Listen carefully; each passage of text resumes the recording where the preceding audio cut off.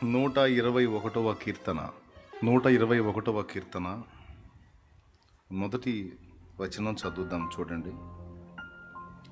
కొండల తట్టు నా కన్నులెత్తుచున్నాను, నాకు సహాయము ఎక్కడి నుండి వచ్చును? యెహోవా వలననే నాకు సహాయము కలుగును. ఆయన భూమి ఆకాశములను సృజించినవాడు. ఆయన నీ పాదమును తొట్టిల్లనీయడు. నిన్ను కాపాడువాడు కునకడు. ఇశ్రాయేలును కాపాడువాడు కునుకడు, నిద్రపోడు. యెహోవాయే నిన్ను కాపాడువాడు. నీ కుడి ప్రక్కను యెహోవా నీకు నీడగా ఉండును. పగలు ఎండ దెబ్బ అయినను నీకు తగులదు, రాత్రి వెన్నెల దెబ్బ అయినను నీకు తగులదు. ఏ అపాయమును రాకుండా యెహోవా నిన్ను కాపాడును. ఆయన నీ ప్రాణమును కాపాడును. ఇది మొదలుకొని నిరంతరము నీ రాకపోకల యందు యెహోవా నిన్ను కాపాడును. చిన్న మాట ప్రార్థన చేసుకుందాం. మనం చదువుకున్న ఈ వాక్య భాగంలో ఒక ప్రశ్న, మొదటి వచనంలో ఒక ప్రశ్న, తర్వాత ఉన్న 7 వచనాల్లో జవాబు. మొత్తం 8 వచనాలు. మొదటి వచనంలో ప్రశ్న, కొండల తట్టు నా కనులు ఎత్తుచున్నాను, నాకు సహాయం ఎక్కడి నుండి వచ్చును? క్వశ్చన్ మార్క్ ఉంది అక్కడ. వెంటనే ఆన్సర్ ఇస్తున్నాడు. యెహోవా వల్లనే నాకు సహాయం కలుగును. ఆయన భూమి ఆకాశములను సృజించినవాడు అని మొదలుపెట్టి అద్భుతమైన వాగ్దానాలని మాట్లాడుతున్నాడు. నాకు సహాయం అని మొదలుపెట్టి మళ్ళా నీకు అని మాట్లాడతాడు. విచిత్రంగా ఉంటుంది.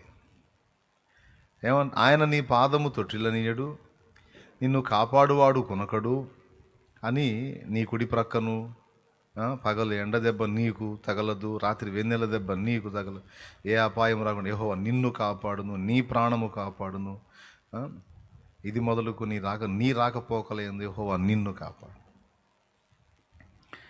పాట మొదలుపెట్టినప్పుడు ఏమని మొదలుపెట్టాడు?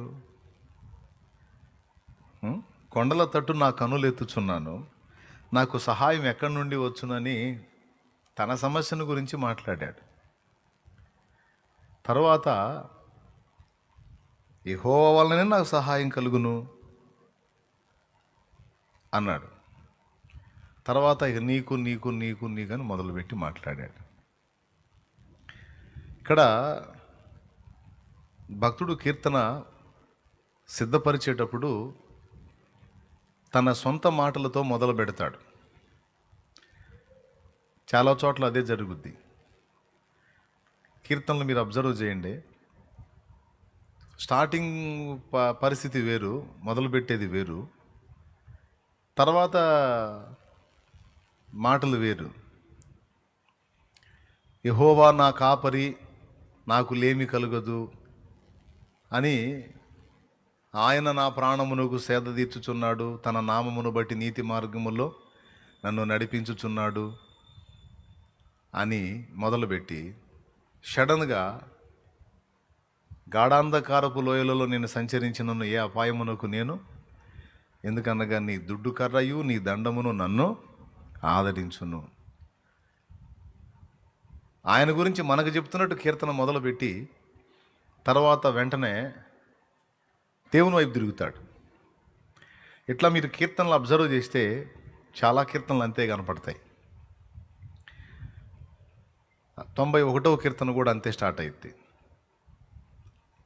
స్టార్టింగ్లోనేమో భక్తుడు మొదలు పెడతాడు, తర్వాత దేవుడు కంటిన్యూ చేస్తాడు. మహోన్నతుని చోటన నివసించువాడే సర్వశక్తుని నీడన విశ్రమించువాడు, ఆయనే నాకు ఆశ్రయము, నా కోట, నేను నమ్ముకును నా దేవుడని నేను యెహోవాను గురించి చెప్పుచున్నాను అన్నాడు. కింద వచనాలు కానీ మీరు చూస్తే, వేటగాని ఊరిలో నుండి ఆయన నిన్ను అని మొదలుపెట్టి ఇక్కడ కూడా పగల ఎండ దెబ్బైనా రాత్రి వెన్నెల దెబ్బైనా నీకు తగలదు, ఏ తెగులు నీ గుడారం సమీపించదని మళ్ళీ నీకు చెబుతుంటాడు, నాకు చెబుతుంటాడు. సరే, ఆయన తన గురించి చెప్పుకున్నాడు, తర్వాత మనకు చెప్తున్నాడు అనుకుంటే మధ్యలో దేవుడు ఎంటర్ అయ్యి అతడు నన్ను ప్రేమించుచున్నాడు గనుక నేను అతన్ని తప్పించేదను, అతడు నా నామం నెరిగిన వాడు గనుక నేను అతన్ని ఘనపరిచేదను అంటాడు. ఇదేంది? మొదలుపెట్టింది ఎవరు? భక్తుడు మొదలుపెట్టాడు.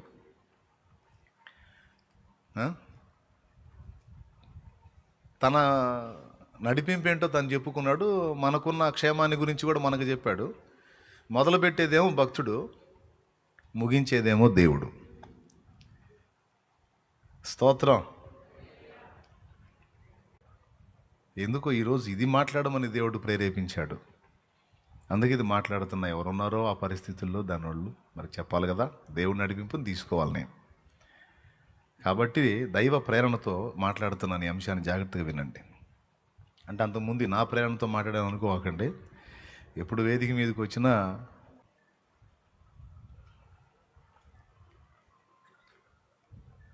జాగ్రత్త వినండి. దేవుని ప్రేరణ పొంది ఈ విషయాన్ని ఎత్తుకున్నాను నేను.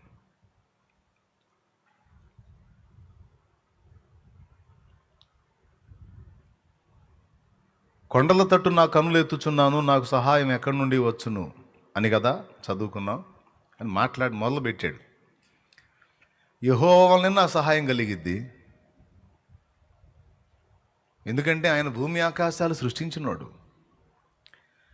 మరి ఆయన సహాయం చేసేవాడు, ఆయన భూమి ఆకాశాలు సృష్టించినోడని నువ్వు ఎరుగున్నావు కదా, కొండల తట్టు ఎందుకు కన్నులెత్తా? నా ప్రశ్న. ఏమయ్యా, రెండు నువ్వే చెబుతున్నావు. ఇది ఎలాంటిదంటే, దారి తప్పి కొంత దూరం ప్రయాణం చేసి కొంచెం దూరం వెళ్ళిన తర్వాత మళ్ళీ మైండ్ బాగయి, ఇదేంటి నేను ఎడకొచ్చానేంది, ఈ దారిలో ఉన్నానేంది, ఇది తప్పు కదా, అది కదా రూటు అని తిరిగి వెనక్కి వచ్చినట్టు అనమాట. ఎంత గొప్ప భక్తుడు కూడా కొన్నిసార్లు ఇదే తిరకాసు పడతాడు. ఎంత పెద్ద సీనియర్ మోస్ట్ భక్తుడైనా సరే కొన్నిసార్లు తప్పకుండా ఇలాంటి తొట్టుపాటు లేక అడుగులు జారిన అనుభవాలు కనపడతాయి మనకి. అడుగులు జారటం అంటే పాపం చేయటం ఒకటనే కాదు, దారి తప్పటం. దారి ఏంటంటే, కొండల తట్టు నా కన్నులు ఎత్తుచున్నాను. కొండలు సహాయం చేస్తాయా? చూడటానికి పెద్ద పర్వతాలే కొండలే, కానీ కొండల తట్టు నేను కళ్ళు ఎత్తే నాకు సహాయం రాదు కదా. అవి కొండలు బండలు కదా, అవి నన్ను ఎలా ఆదుకుంటాయి, నన్ను ఎలా రక్షించగలుగుతాయి, నాకు ఎలా హెల్ప్ చేయగలుగుతాయి? కాబట్టి నేనేంటి కొండలకి వెళ్ళి చూస్తున్నానేంటి? అబ్బే, కొండలు కొండలే, అనవసరం. నేను యెహోవా వైపు తిరగాలి. యెహోవా నాకు సహాయం చేస్తాడు. ఎందుకంటే ఈ భూమిని, ఆ ఆకాశాన్ని, ఈ భూమి మీద ఉన్న కొండల్ని బండల్ని మొత్తాన్ని చేసిన వాడు ఆయన. కాబట్టి ఆయన దగ్గర నాకు సహాయం దొరికిద్ది అని చెప్పి తన ప్రశ్నకి తానే జవాబు చెప్పుకున్నాడు. తరువాత ఈ పాటలో మనకు కూడా కొన్ని ఆదరణకరమైన వాగ్దానాలు ఇచ్చాడు. దేవుని ఆత్మ ఎంట్రై. దేవుని వాక్యంలో మనకి ఎప్పటికీ మర్చిపోకుండా జ్ఞాపకంలో పెట్టుకోవాల్సిన ఒక కీలకమైన సంగతి ఉంది. అది మాట్లాడే విధానం. మనం మాట్లాడటం నేర్చుకోవాలి. మాట్లాడటం నేర్చుకోవటం ఏంటంటే, మనం చిన్నప్పుడు ఎప్పుడో 5 ఏళ్ల లోపు మనకు మాటలు సరిగా రాలేదు. ఆ తర్వాత తల్లిదండ్రుల మాటలను బట్టి కొన్ని మాటలు మనం మాట్లాడుతూ ఉన్నాం. స్కూల్లో చేరినాక కొన్ని పదాలు మనం నేర్చుకున్నాం. మొత్తం మీద ఇప్పుడు అనర్గళంగా ఎవరి మాతృభాష వాళ్ళు మాట్లాడుతున్నాం. మాటలు నేర్చుకునే అవసరమే లేదు. ఆల్రెడీ నేర్చేసుకున్నాం మాటలు. మళ్ళీ ఇప్పుడు కొత్తగా మాటలు నేర్చుకోవాలి మనం అనే మాట నువ్వు వాడటం ఏంటి అని మీకు డౌట్ రావచ్చు. నేను చదివించిన వచనానికి ఇప్పుడు నేను అన్న మాటకి సంబంధం లేదు. కొండల వైపు నా కన్నులు ఎత్తుచున్నాను, నాకు సహాయం ఎక్కడి నుండి దొరుకును, అది వచనం. నేనేమన్నానంటే, ఇప్పుడు మనం మాట్లాడటం నేర్చుకోవాలి అన్నాను. ఆ వచనానికి ఇప్పుడు నేనన్న ఈ మాటకు అసలు సంబంధం లేదు. కానీ ఒక చిన్న పాయింట్ మీకు చూపిస్తే లింక్ సెట్ అయ్యిద్ది ఈజీగా. స్తోత్రం. బైబిల్ గ్రంథంలో యేసు ప్రభు వారు కొండల తట్టు చూడమని చెప్పలా, కొండలతో మాట్లాడమని చెప్పాడు. అది పాయింట్. మీరు ఆయన అంజూరపు చెట్టుకెళ్ళి చూసి పండ్లేం దొరక్కపోతే ఇక మీదట ఎన్నటికీ నీవు కాపు కాయకుందో గాక, నీ పండ్లు ఎవరు నువ్వు తినకుందురు గాక అన్నాడు. ఐడియా ఉంది కదా? ఆయన ఆ మాట పలికినప్పుడు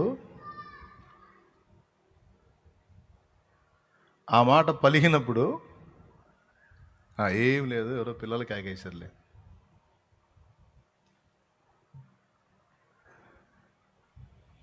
ఇంత సప్పుడు, నీకు దండం తల్లా, దండం అమ్మా, అయ్యా నాకు వెళ్ళి చూడండి అమ్మా, ఏదన్నా ఉంటే వాళ్ళు చూసుకుంటారులే మీకు. నాయనా దండం పెట్టాలా మళ్ళీ? అవసరం లేదుగా.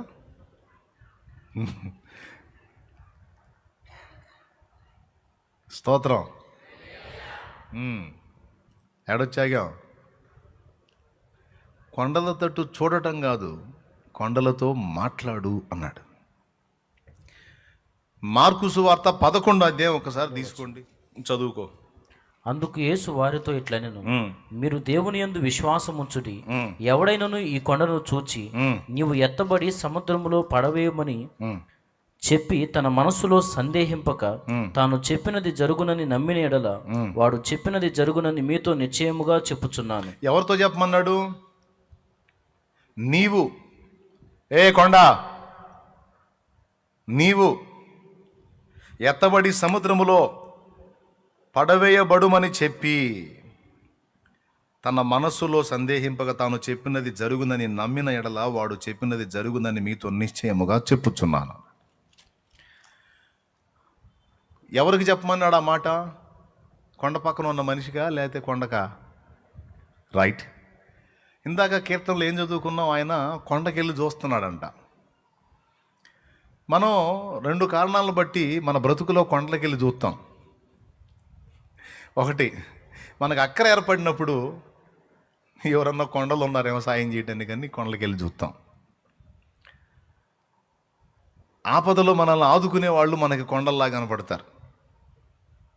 ఏంటి?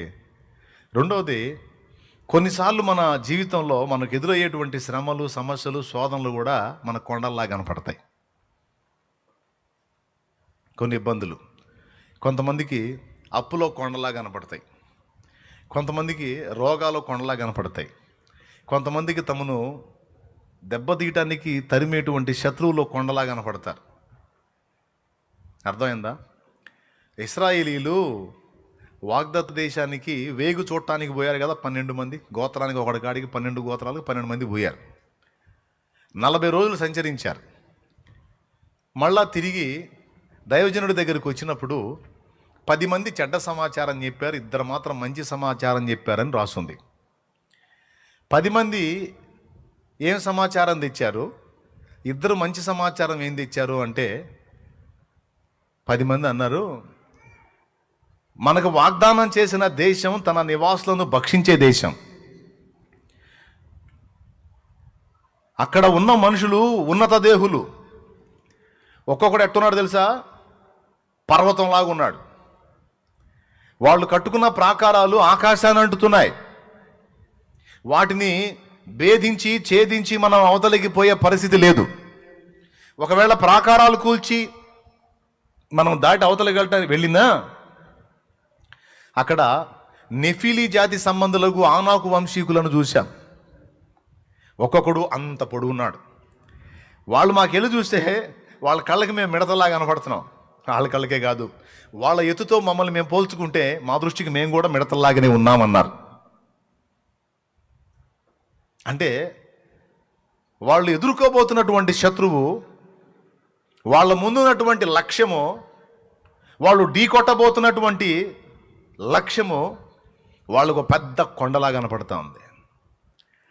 మన దగ్గర ఉన్న ఆయుధాలు ఏ పాటివి, మన బలం ఏ పాటిది, మన పర్సనాలిటీ ఎంత? ఓరు నాయన, వాళ్ళు ఎక్కడ ఆకాశాన్ని అంటుతున్నారు వాళ్ళు ఒక్కొక్కడు. ఆ జాతికి సంబంధించినోడే గొల్లియాతు, గాతు వాడైన గొల్లియాతు, 6 మూరల జానడు. అంటే ఇప్పటి లెక్క ప్రకారం ఇంచుమించు 10 నుంచి 11 అడుగుల ఎత్తుంటాడు, అంత హైట్. బాగా ఎత్తరంటే మనుషుల్లో 6.5 అర్థమైందా? 6 అడుగులే మంచి ఎత్తు కనపడతారు. ఇంకొక 6 అడుగు పెరిగాడంటే ఇక అదొక టైపులో కనపడుతుంది ఆ దేహం. అలాంటిది 10 అడుగులు ఉన్నాడు గొల్లియాతు అనేవాడు. తర్వాత చాలా కాలానికి వచ్చిన గొల్లియాతే ఇంచుమించు 10 అడుగులు పైన ఉంటే, వీళ్ళు వాగ్దత్త దేశానికి వచ్చినప్పుడు ఆ కనాను జాతులు, అక్కడ ఉన్నటువంటి 7 జాతుల ప్రజలు ఏర్పాటు చేసుకున్నటువంటి సెక్యూరిటీ ఎలా ఉందంటే, ఈ నెఫిలీ జాతి వాళ్ళని తెచ్చుకున్నారు కాపలాకి. వాళ్ళని చూసి ఈ వెళ్ళినటువంటి ఇశ్రాయేలు 12 వాళ్ళని చూసి వీళ్ళ పర్సనాలిటీ చూస్తే దడుచుకున్నారు, రాక్షసుల్లాగా ఉన్నారు. వాళ్ళు ఎక్కడో ఆకాశంలో కనపడ తలకాయలు. అది పరిస్థితి. అది కింద 6 అడుగుల దగ్గర ఉన్నాడు చూడండి, ఒక మామూలు ఇశ్రాయేలీయుడు. ఇద్దరిని 36 వరకు ఉన్నాడు చూడండి, నెఫీలీ జాతోడు. ఇప్పుడు ఈ మనిషిని ఆ మనిషితో పోల్చి చూడండి మీరు. అలాగా మీరందరూ ఒకసారి స్తోత్రం చెప్పండి మళ్ళీ. వినండి. ఇప్పుడు ఈ చిన్నోడికి, ఈ ధైర్యం ఉన్నోడికి, 6 అడుగులోడికి 36 అడుగులో ఎట్ట కనపడతాడు? 36 కాదు, ఇంకా ఎత్తు. ఆమోసు గ్రంథం 2:9 అంటాడు, సింధూర వృక్షమంత బలము గలవారును దేవదారు వృక్షమంత ఎత్తైన వారును అగు అమోరీయులను వారి ఎదుట ఉండకుండా నేను వెళ్ళగొట్టి తిని కదా అంటాడు. దాని గురించి ఎవరో ఒక ఆయన అంటున్నాడట, అదేదో దేవుడు జస్ట్ ఎగ్జాంపుల్గా చెప్పాడు, నిజంగా అంత పొడుగు లేరు అనేట. దేవుడు ఉదాహరించి మాట్లాడాడు, ఉపమానంగా మాట్లాడాడంట. దేవదారు వృక్షమంత ఎత్తైన వారును సింధూర వృక్షమంత బలము గలవారు నగు అమోరీలను వారి ముందర నిలవకుండా నేను నాశనము చేసి తిని కదా. ఖచ్చితంగా వాళ్ళ పర్సనాలిటీ చెప్తున్నాడు అక్కడ ఆయన, ఆ ఉపమానం కాదది. ఎందుకంటే అక్కడ చెప్పింది చరిత్ర. ఇశ్రాయేలీలు కనాను దేశానికి ఎంటర్ అయినప్పుడు అక్కడ ఉన్నటువంటి వ్యక్తుల పర్సనాలిటీ ఎంత ఉంది అనేది అక్షరార్థంగానే చెబుతున్నాడు, కానీ అది ఉపమానార్థం కాదు. అంటే వాళ్ళు ఉన్నత దేహులు అన్నది ఇశ్రాయేలు 12 గోత్రాలకు చెందిన వ్యక్తులు కూడా 10 గోత్రాలు వాళ్ళు సాక్ష్యం ఇచ్చారు. నూను కుమారుడైన యెహోషువ, యెఫున్నె కుమారుడైన కాలేబు మాత్రం లక్ష్య పెట్టాల. మిగిలిన 10 మంది, మొత్తం 12 మంది వెళ్ళారు అక్కడికి. 10 మంది మాత్రం వాళ్ళ పొడవు, ఎత్తు, వెడల్పు, వాళ్ళ హైటు అంతా చెప్పారు. ఈ ఇద్దరు మాత్రం వాళ్ళెంత పొడుగుంటే, ఎంత పొడవు అయితేనే వాళ్ళందరినీ సృష్టించినటువంటి సృష్టికర్త దేవుడు. వీళ్ళ హైట్ చూస్తున్నారు మీరు. అసలు ఆయన హైట్ చూడండి, ఆయన బలాన్ని చూడండి, ఆయన ప్రభావాన్ని చూడండి, ఆయన మహిమను చూడండి. ఎంత పొడుగోళ్ళైనా ఈ భూమి మీద ఉన్న మనుషులే కదా. ఆయన అయితే ఈ భూమికి పునాదులు వేసినోడు, ఆకాశాన్ని చాపవలి విశాలపరిచిన వాడు, జానతో కొలిసినోడు. ఆయన సృష్టికర్త, ఈ విశ్వానికే నిర్మాణకుడు ఆయన. కాబట్టి ఆయనతో పోల్చుకొని చూస్తే వీళ్ళు ఎంత. సముద్రాన్ని మన ఎదుట పాయలు కొట్టి నడిపించిన వాడు, బండ నుండి మధుర జలములు రప్పించినవాడు, భూమి మీద ఏ మానవుడు కూడా రుచి చూడనటువంటి పరలోకపు ఆహారాన్ని, పరలోకములో ఉండే దేవదూతల ఆహారమైన మన్నాని మనకు తినిపించినోడు ఆయన. నా పిల్లలారా, మిమ్మల్ని నేను స్పెషల్గా ఏర్పరచుకున్నా. ఈ లోకస్తులు తినే సాధారణమైన ఫుడ్ కాదు, మీకు స్పెషల్ ఫుడ్. ఏమిటా స్పెషల్ ఫుడ్ అంటే, దేవదూతల ఆహారమైన మన్నా మీకు కురిపిస్తాను, తినండి అన్నాడు.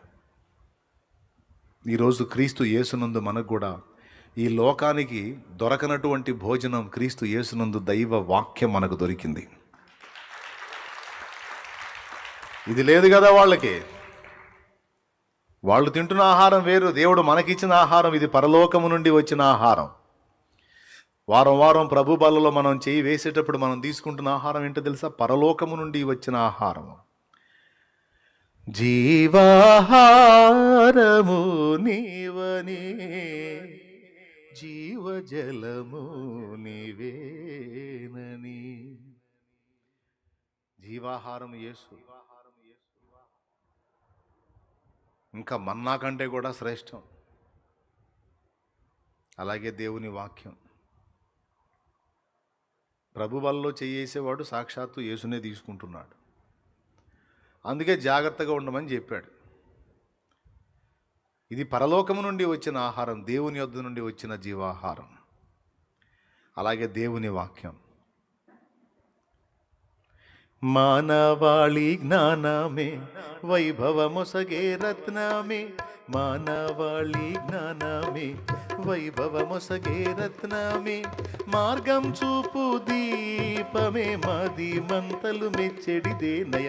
వేద పుస్తకమా వేద పుస్తకమా వేద పుస్తకమా వేలాలేని నిధి నీవే. వేద పుస్తకమా వేద పుస్తకమా వేద పుస్తకమా వేలాలేని నిధి నీవే.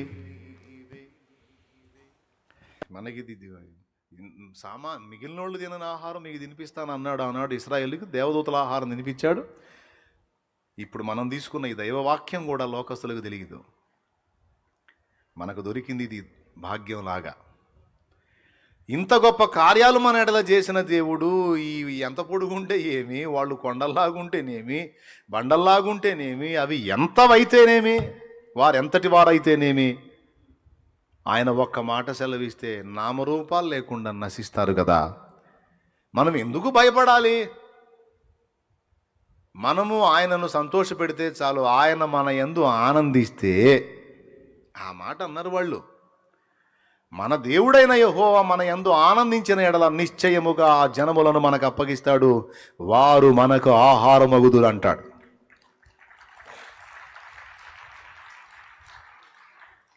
ఈ మాటలు వాళ్ళు మాట్లాడినప్పుడు దేవుడు వాళ్ళని గురించి ఏమన్నాడో తెలుసా? వాళ్ళు విశ్వాసమును బట్టి పలికిన ఆ మాట దేవుడు మంచి సమాచారముగా స్వీకరించాడు.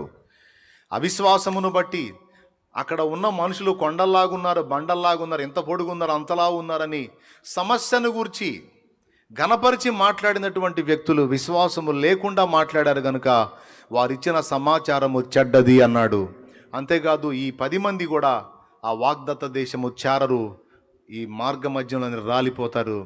ఎవరైతే నన్ను బట్టి విశ్వాసంతో మాట్లాడారో వాళ్ళిద్దరు చేరతారు అక్కడికి అన్నాడు. నూను కుమారుడైన యెహోషువ, యోపున్నే కుమారుడైన కాలేబు ఇద్దరే ప్రవేశించారు అందులోకి పెద్దలుగా. ఇక మిగిలిందంతా పిల్ల బ్యాచి చేరారు అందులోకి. ఈ చెడ్డ సమాచారం చెప్పిన వాళ్ళు, వీళ్ళ మాటలను నమ్మిన వాళ్ళు మొత్తం మధ్యలోనే అరణ్యంలోనే రాలిపోయారు. వాళ్ళు రాలిపోయిన దాకా 40 ఏళ్ళు తిప్పిన కారణం అదే. స్తోత్రం. అర్థమైందా? వాళ్ళు ఈ మాట పలకపోతే వెళ్ళిపోయేవాళ్ళు. ఇలాంటి మాటలు పలికినందున మళ్ళా రిటర్న్ ప్రయాణం స్టార్ట్ అయింది. అక్కడ ఇక 40 ఏళ్ళు వాళ్ళ లైఫ్ అరణ్యంలో రాలిపోయిన దాకా వాళ్ళని తిప్పాడు 40 ఏళ్ళు. సో ఇప్పుడు నా పాయింట్ ఏంటంటే, సమస్యలు ప్రతి మనిషికి ఉన్నాయండి.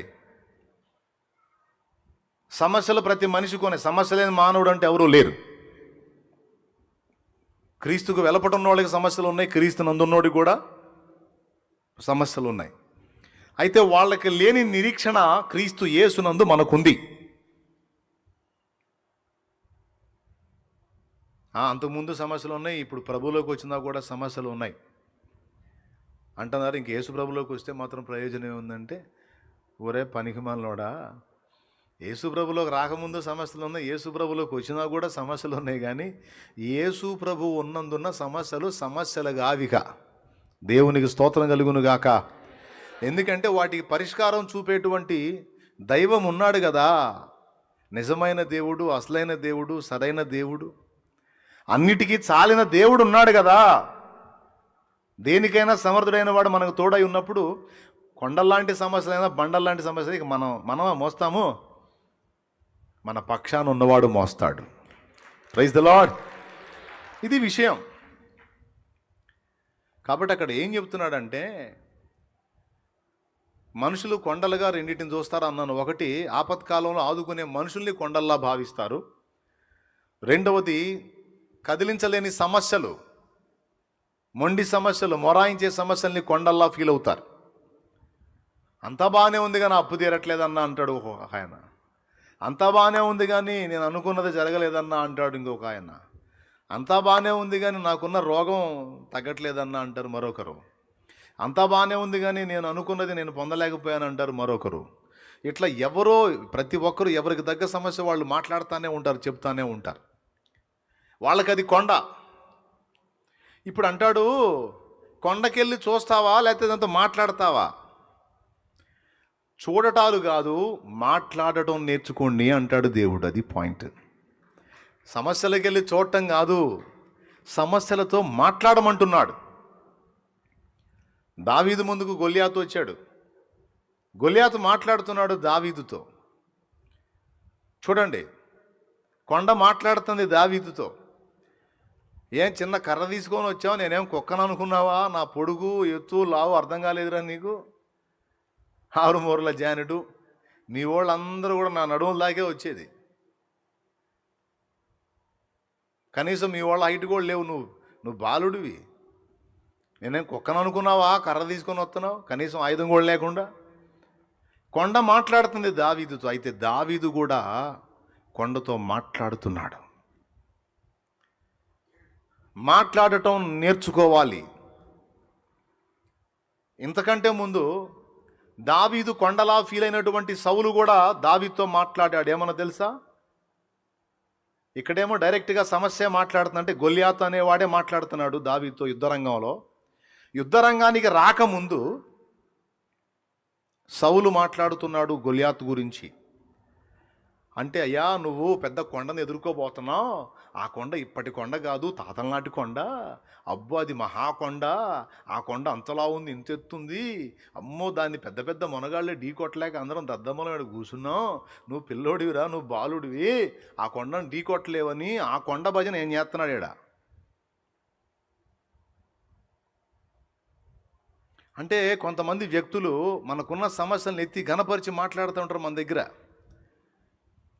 ఇది పెద్ద విషయమే, ఇది పెద్ద ఇష్యూ అయింది, ఇది పెద్ద సమస్యే, ఇది అబ్బో ఇది ఏది కాదు, ఇది అట్లా, ఇది ఇట్లా, అబ్బా ఇది పెద్ద ప్రాబ్లం అయిపోయింది. సోది వాళ్ళు పక్కన చేరి సోది అంతా చెబుతుంటారు మనకి.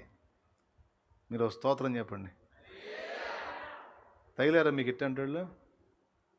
తగలలేదా? తగలపోతే తగులుతారు. ఉన్న సమస్య ఎంత అయితే ఇంత చేసి చెబుతారు. మనకి మామూలుగా ఉండదు, నరాల వీక్నెస్ వచ్చింది. ఆడ సమస్య ఘోరంతా, దాని గురించి హైలైట్ చేసి చెప్పేది కొండంతా. అదురుకొని సావటమే. అది రోగం కావచ్చు, ఇతరత్ర ఏ సమస్యలైనా కావచ్చు అండి. సమస్య నీతో మాట్లాడిద్ది. సమస్యను గురించి కూడా కొంతమందిని ఏర్పాటు చేసుకుంటుంది సౌళ్ళు లాంటి వాళ్ళని. ఈయన దేవుని ఏర్పాటులో ఉన్నోడు, దైవజనుడి చేత అభిషేకం పొందినోడు అయి ఉండి ఈయన ఏం మాట్లాడుతున్నాడు తెలుసా? వాడు బాల్యము నుండి యుద్ధ విద్యను అభ్యసించిన వాడు గొల్యాతు అనేవాడే. చిన్నవాడు అనుకుంటున్నావు బాబు, బాలుడవు. నువ్వు గొర్రెలు కాసుకునేవాడివి, నీకు యుద్ధ నైపుణ్యం తెలియదు. పైగా వాడు నడినెత్తి నుంచి అరికాల వరకు కవచాలు తొడుక్కొని ఉన్నాడు. నువ్వు బాణాలు వేసినా, కత్తులు తీసుకొని కూర్చున్నా, ఈటలు వేసినా, ఏం చేసినా వాడికి తగలవు. ఎందుకంటే వాడు నిలువెల్లా కవచ ధారిగా ఉన్నాడు. ఇప్పుడు ఈ కుర్రోడు వచ్చి అడిగింది ఏంటండి? ఈ చిన్నోడు, ఈ బాలుడే అన్నావు సరే, బాలుడు వచ్చి అడిగింది ఏంది? నాకు పర్మిషన్ ఏంటి అని అడిగాడు. పర్మిషన్ ఇచ్చేయాలా? అరే ఇప్పటిదాకా చూస్తున్నావు, ఒకడు కూడా రాలేదు, 40 days అయిపోయింది, ఇప్పుడు ఈ చిన్నోడు వచ్చాడు, పోనానా ఓ అనాలి. అట్లా కాకుండా కొండ గురించి చెబుతున్నాడు. కొండ గురించి, సమస్య తీవ్రత గురించి మాట్లాడుతున్నాడు. అక్కడే మాట్లాడాడు. కొండ గురించి గొప్ప చేసి మాట్లాడితే సౌలు దావీదేమంటాడు తెలుసా? ఈ కొండలన్నిటికీ పైన కొండ ఉన్నాడు, ఆ కొండ గురించి మాట్లాడుతున్నాడు. బా స్తోత్రం.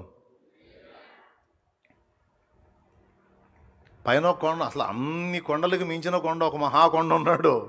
ఆ కొండను గురించి మాట్లాడుతున్నాడు దావీదు. అయ్యా సౌలు గారు, మీరు ఈ కొండ గురించి చూస్తున్నారు, ఇది కొండ కాదు, చిన్న బండ. అసలు కొండ ఉన్నాడు అక్కడ. ఆయన సామాన్యుడు కాదండి. ఒకరోజు సింహం వచ్చిందండి, ఆ సింహాన్ని వేసేసానండి. ఎలుగుబంటి వచ్చింది, ఎలుగుబంటి వేసేసానండి.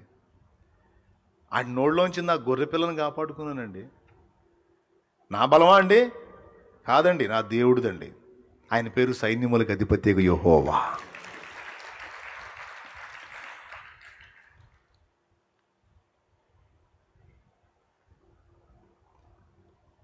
అంతే, ఇంక రెండో డైలాగ్ లేదు. సౌలు అంతటోడే, వాడు బాల్యం నుంచి యుద్ధ విద్యను అభ్యసించిన వాడు, వాడు అంత పొడుగున్నాడు, వాడు పైనుంచి కింద దాకా కవచాలు వేసుకున్నాడంటే, అవునా, కరెక్టేనండి, ఇవన్నీ నాకు ఆలోచన రాలేదండి అప్పుడు. నిజంగా పైనుంచి కింద దాకా కవచాలు వేసుకుంటే నేనేం తీసుకొని కొట్టేది, ఎక్కడ కొట్టేది, ఆడ కొట్టినా కవచం ఉంటుందిగా. నిజమే, ఈట వేయటానికి లేదు, బాణం వేయటానికి లేదు, బల్లెం వేయటానికి లేదు, కత్తి పొడవటానికి లేదు. మరి ఆడు పైనుంచి కింద దాకా అన్ని ధరించుకొని ఉంటే కష్టమేనండి, ఆవేశపడి వచ్చాను సార్, ఐఎమ్ సారీ అని వెళ్ళాడా? స్తోత్రం, హల్లెలూయా.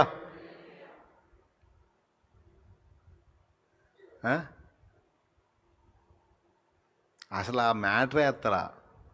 వాడి ఎత్తు గురించి, వాడి బాల్యం నుంచి అభ్యాసాన్ని గురించి ఈ సోదంతా చెబుతుంటే అవన్నీ పక్కన పెట్టి నేను సింహాన్ని చంపానంటాడు అతను. మాట్లాడటం నేర్చుకోండి అన్నాను నేను ఇందాక ధ్యానంలో. మాట్లాడటం తెలీదు కొంతమందికి. అందుకే కొండలు మాట్లాడుతుంటే మనుషులతో, కొండలు మాట్లాడుతుంటే ఏయ్ నన్ను దాటలేవరాను అని కొండ నిలబడి మాట్లాడుతుంటే బిత్రపోయి చూస్తూ ఉంటారు. సౌండ్ బ్రేక్ అయ్యి. యేసుప్రభు ఏం చెబుతున్నాడు తెలుసా? కొండకెళ్ళి చూడటం కాదు, దిగసోపోవటం కాదు, నోరు తెరిచి మాట్లాడు అంటున్నాడు ఆయన. కొట్టవయా ఇప్పుడు, నోరు తెరిచి మాట్లాడంటున్నాడు అక్కడ. ఏం మాట్లాడమంటున్నాడు? నీవు లేచి సముద్రంలో పడుమని దాంతో మాట్లాడు. విశ్వసించి మాట్లాడు, నేను దాన్ని పడేస్తాను. విశ్వాసమును బట్టి సందేహింపకుండా నువ్వు విశ్వసించి అనగలిగితే అది లేచి అవతల పడిద్ది అన్నాడు. అంటే ఇప్పుడు ఏదైనా పెద్ద కొండ చూసిపోయి పలకమని చెప్పట్లా నేను, అది అనవసరం పని. ఎందుకు? మనకు అడ్డుగా ఉంటే, నిజంగా అడ్డుగా ఉంటే అంటే నిజంగానే పోయిద్ది. అది ఎట్ట పోయిద్దంటే ఎన్నో దారులు ఉన్నాయి అది పోవటానికి, నీకెందుకు ఎట్టన్నా పోయిద్ది. అట్టెట్ట పోయిద్ది అంటే ఇంక అట్టెట్ట పోయిద్ది అన్నావంటే నువ్వు విశ్వాసం లేనివాడు అంతే. మనసున సందేహింపక నువ్వు పలుగా అయిద్ది అన్నాడు. అంటే కొండలను చూసి కొండలన్నిటిని లేచి అవతల పడండి అనేది కాదు, అని కాదు. కొండలాగా నీకు దారికి అడ్డంగా ఉండి నిన్ను భయపెట్టి నీకు గంభీరంగా కనపడుతున్నవన్నాయే, ఆ సమస్యలు మనకి కొండల్లాగా ఉన్నాయి కదా, వాటిని గూర్చి నువ్వు భయపడవద్దు, వాటితో మాట్లాడు. సౌలుతో మాట్లాడాడు, ఇక్కడికి వచ్చి యుద్ధరంగంలో గొలియాతు మాట్లాడుతున్నాడు, గొలియాతుతో కూడా మాట్లాడాడు. నేనేమన్నా కుక్కను అనుకున్నావారా, కర్ర తీసుకొని నా దగ్గరకు వస్తున్నావు అంటే? దావీదేమన్నాడో చూడవచ్చు మీరు, ప్రాబ్లం ఏం లేదు. 20 సార్లు చెప్పుకొని 21వ కూడా చెప్పుకోవచ్చు, అందులో విషయం ఉంది. అది మొదటి సమూయేలు 17వ అధ్యాయం 48వ వచనం. మొదటి సమూయేలు 17వ అధ్యాయం 48వ వచనం. ఆ రెఫరెన్స్ గుర్తు రాసుకోమ్మా తల్లి బంగారం. జూమ్లో కనపడుతున్నావు చెల్లి, పెన్ను చేతిలో పెట్టుకొని రాసుకోమ్మా. 45వ వచనం. దావీదు, నీవు కత్తియు ఈటయు బల్యమును ధరించుకొని నా మీదకి వచ్చుచున్నావు, అయితే నీవు తిరస్కరించిన ఇశ్రాయేలీయుల సైన్యములకు అధిపతి. ఏ కొండ, నువ్వు కత్తి ఈటే బల్యం ధరించుకున్న నా మీదకి వస్తున్నావు, అయితే నీవు తిరస్కరించిన ఇశ్రాయేలీయుల సైన్యములకు అధిపతి యెహోవా పేరిట నేను నీ మీదకి వస్తున్నా.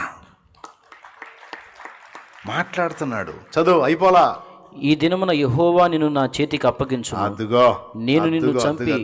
ఆ మాటల్లో ఇంత డౌట్ ఉందేమో చూడు. ఈ దినమున యెహోవా నిన్ను నా చేతికి అప్పగించును, నేను నిన్ను చంపి నీ తల తెగవేతును. 2, ఇశ్రాయేలీయులలో దేవుడు ఉన్నాడని లోక నివాసులందరూ తెలుసుకున్నట్లు నేను ఈ దినమున ఫిలిస్తీయుల యొక్క కళేబరములను ఆకాశ పక్షులకు భూ మృగములకు ఇత్తును.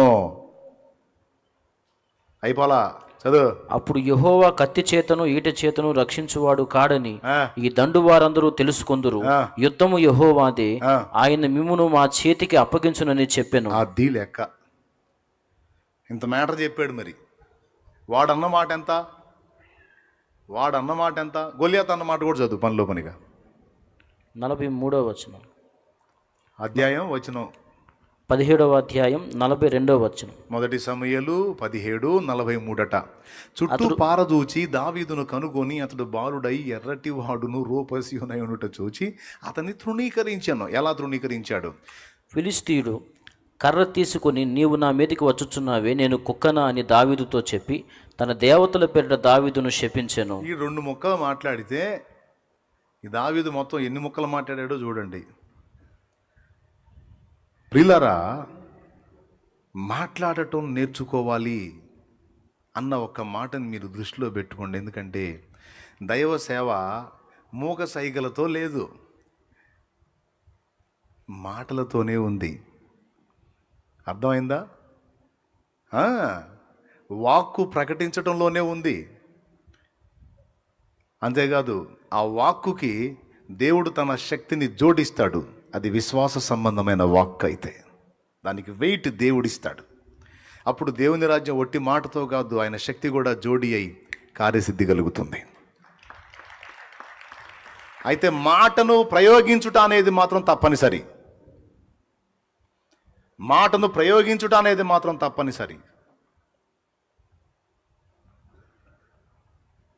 మాట, దానికి తోడు దేవుని శక్తి. వారు బయలుదేరి వాక్యము అంతటను ప్రకటించుచుండిరి. ప్రభు వారికి సహకారుడై ఉండి వెనువెంట జరుగుతూ వచ్చిన సూచక క్రియల చేత వాక్యమును స్థిరపరచుచుండెను. మార్కు సువార్త చివరి అధ్యాయం అనగా 16 చివరి వచనం చదువు. వారు బయలుదేరి వాక్యమంతటా ప్రకటించిరి. వాక్యం అంటే ఏంటండి? మనుషులను చూసి అంటామా? నో, వాక్కు. ఆది యందు దేవుడు భూమి ఆకాశములను సూచించెను. భూమి నిరాకారముగాను శూన్యముగాను ఉండెను. చీకటి అగాధ జలములపైన కమ్మి ఉండెను. దేవుని ఆత్మ జలములపైన అల్లాడుచుండెను. దేవుడు వెలుగు కమ్మని పలుకగా వెలుగు కలిగెను. పలుకగా కలిగెను, మాట్లాడగా కలిగెను. అది పాయింట్. అంధకారంలో నిలిచి వెలుగు గమ్మని పలికాడట. వెలుగు కలుగును కాకని పలికితే వెలుగైందట. అంతటితో ఆపాడ పలుకు. 6 రోజులు పలుకుతానే ఉన్నాడు. స్తోత్రం. నీ మాటలు వినబడగానే వెలుగు కలుగు మా కన్నులకు. నీ మాటలు పయనిస్తేనే విలువ కలుగు మా బ్రతుకులకు. నీ మాటలు వినబడగానే వెలుగు కలుగు మా కన్నులకు. నీ మాటలు పయనిస్తేనే విలువ కలుగు మా బ్రతుకులకు. కృంగియున్న వారిని లేవనెత్తే నీ స్వరము. కృంగియున్న వారిని లేవనెత్తే నీ స్వరము.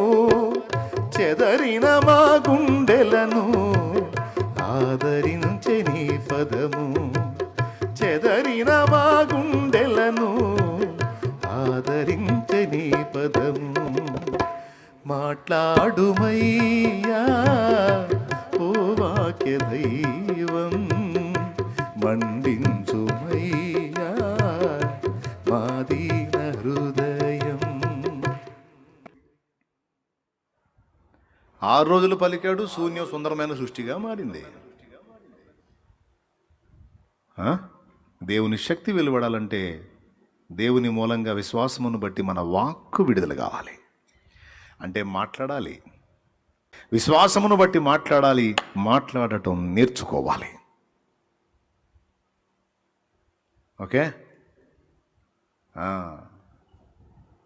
నేను కొండలకెళ్ళి చూస్తున్నాను అన్నాడు దేవుడు. అన్నాడు యేసయ్య, చూడటం కాదు, మాట్లాడు. సందేహింపగా మాట్లాడే దగ్గర అవతల పడుతుంది. చివరికి ఏం జరిగింది? గొలియాతు పలికింది జరిగిందా? దావీదు పలికింది జరిగిందా? యా. నిశ్చయముగా ఈరోజు నేను నా చేతికి నా దేవుడు అప్పగిస్తాడు, నీ సైన్యాన్ని కూడా అప్పగిస్తాడు, ఫిలిస్తీయులను నా చేతికి అప్పగిస్తాడు, నేను నిన్ను హతం చేస్తాను, నీ తల తెగవేతును. ఎన్ని మాటలు మాట్లాడాడు, అన్ని మాటలు దావీదు పలికిన మాటలు అక్షరాల నెరవేరి తీరినాయి. శత్రువు గురించి గణపరిచిన వాని ముందు మాట్లాడి వాని నోరు మూపించాడు. ఇక్కడ శత్రువు ముందు నిలిచి మాట్లాడి శత్రువు నోరు మూయించాడు. నీ ఎదురు నిలబడి మాట్లాడుతున్న సమస్యలనే కొండలు నీతో మాట్లాడుతుంటే వాటి నోళ్లు మూయించాలి. ఇది నువ్వు నేర్చుకోవాలి. ఇది మొదటి పాఠం. ఒక విశ్వాసే కావచ్చు, పరిచారకుడే కావచ్చు, దేవుని సంబంధి దైవ సేవకుడితో సహా మాట్లాడటం నేర్చుకోవాలి. ఇది మొదటి పాఠం. అందుకే చాలాసార్లు ప్రసంగంలో చెప్పాను, వాక్యంలో చెప్పాను, మళ్ళొక్కసారి దేవుని ఆత్మప్రేరణతో గుర్తు చేస్తున్నాను. నేర్చుకోండి మాట్లాడటం. అల్ప విశ్వాసుల్లాగా, అవిశ్వాసుల్లాగా, పిరికి పందల్లాగా, దద్దమ్మల్లాగా మనం మాట్లాడకూడదు.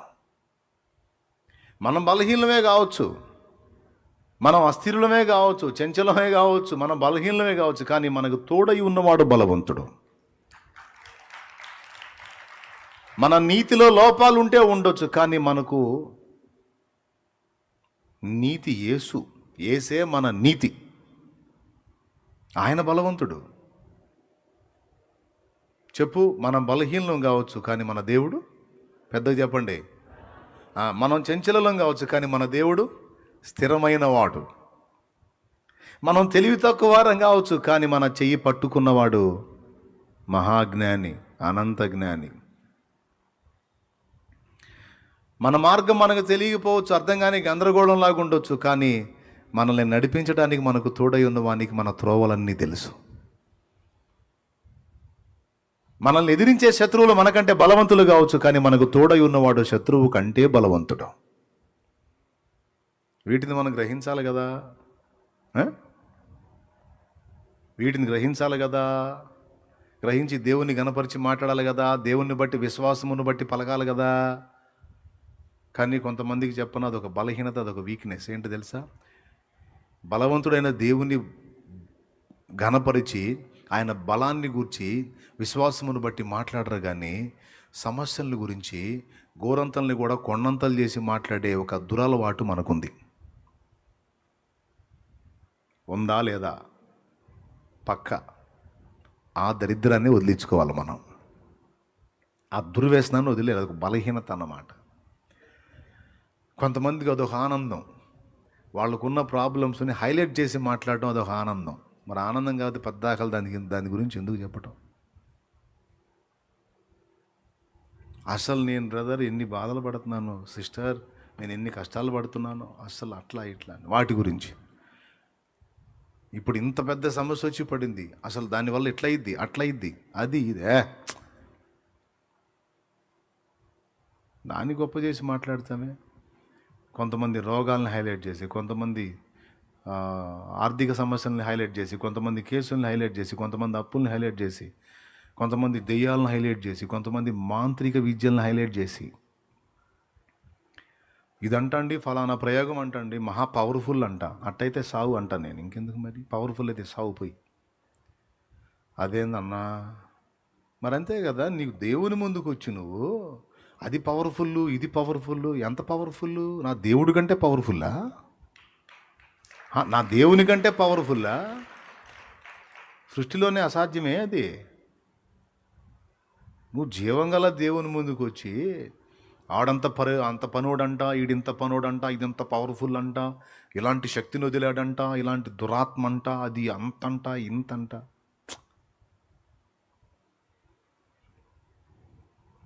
అది ఎంతటిదైనా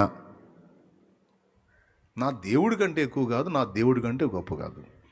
సమస్యను గురించి, దాని తీవ్రతను గురించి గొప్ప చేసి మాట్లాడే వ్యక్తులు నా ముందు ఉన్నప్పుడు అవి మాట్లాడుతుంటే నాకు కర్ణ కఠోరంగా ఉంటుంది. అంటే వినబుద్ధి కాదు. స్తోత్రం. నీకేం లేవు కాబట్టి నీకు అట్టు ఉంటుంది. మాకు అనుభవిస్తున్నాం కాబట్టి మా బాధలు నీకేం తెలుసు అంటారా? కూర్చుందాం రండి. అట్లయితే కూర్చుందాం. నీ స్వాప నువ్వు చెప్పు, నా స్వాప నేను చెబుతా. నా బరువు నువ్వు ఎత్తుకో, నీ బరువు నేను ఎత్తుకుంటా, తేలిపోద్ది. స్తోత్రం. మెంటల్ హాస్పిటల్లో చేరతా, ఒక డౌట్ లేదు. మళ్ళీ ఈ మధ్యలో కూడా కాదు, ఈ బరువు అంతా నిన్ను ఎత్తినేస్తా. నువ్వు ఆసుపత్రిలో కూర్చొని స్లాబ్కి వెళ్ళి చూసి నా రథములు అక్కడ సంచరించుచున్న అర్జెంటుగా దింపుడు అనకపోతే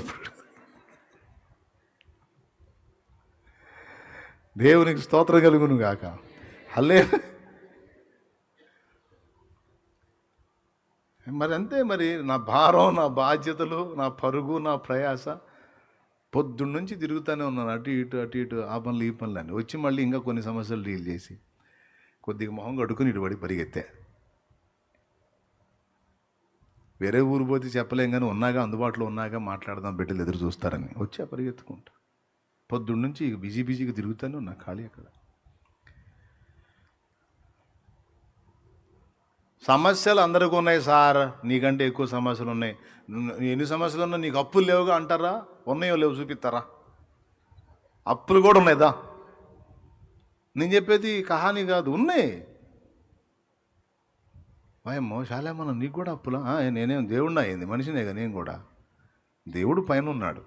అయితే అప్పులున్నా, సమస్యలున్నా, బలహీనతలున్నా, ఇతరత్రా ఏమున్నా నాకు భయం లేదు. ఎందుకంటే నేను నమ్మిన వానిని ఎరుగుదును, సిగ్గుపడనెన్నడు. నేను నమ్మిన వానిని ఎరుగుదును, సిగ్గుపడనెన్నడు, సిగ్గుపడనెన్నడు. నన్ను బలపరచువాని యందే సమస్తము నే చేయగలను. నన్ను బలపరచువాని యందే సమస్తము నే చేయగలను. నేను నమ్మిన వానిని ఎరుగుదును, సిగ్గుపడనెన్నడు. నేను నమ్మిన వానిని ఎరుగుదును, సిగ్గుపడనెన్నడు, సిగ్గుపడనెన్నడు. నన్ను బలపరచువాని యందే సమస్తము నే చేయగలను. దేవునికి మహిమ. ఎన్నన్నా ఉన్నాయి, అవన్నీ నాయా అయింది, మోసేది నేనా అయింది. నా సమస్యల్ని, నన్ను మొత్తాన్ని కలిపి మోస్తుంది ఆయన. నా ఘనత వచ్చినా ఆ ఘనత కారణం ఆయన. శాలేమన్న నువ్వు అంతా, నువ్వు ఇంత అంటే ఆ ఘనత అంతా నాది కాదు, ఆయనది. నాకు అవమానం వచ్చినా, ఆపద వచ్చినా అది నాది కాదు. నాకు వచ్చిన ఘనత నాది కాదు, నాకు వచ్చిన అవమానము నాది కాదు, రెండు నా దేవునివే. నన్ను ముట్టినోడు నన్ను కాదు, నా ప్రభువునే ముడుతున్నాడు. నన్ను ఎదుర్కొన్నాడు నన్ను కాదు, నా ప్రభువునే ఎదుర్కొంటున్నాడు. నన్ను దూషించినోడు నన్ను కాదు, నన్ను ప్రేమించి ప్రాణం పెట్టి పిలిచి రక్షించుకుని కుమారత్వాన్ని అనుగ్రహించిన నా ప్రభువునే దూషిస్తున్నాడు. ప్రాబ్లం లేదు. అసలు నన్నే తీసేసుకున్నాడు కదా, ఇంకా నాదేముంది నా దగ్గర? నన్నే కొనుక్కున్నాడు కదా సార్. ఇంకా మీలో కొంతమంది ఇంకా ఆయన చేతికి పోలా, అందుకే నెత్తిన బరువు వేసుకొని గందరగోళం అవుతున్నారు. దేవునికి స్తోత్రం. హల్లెలూయా.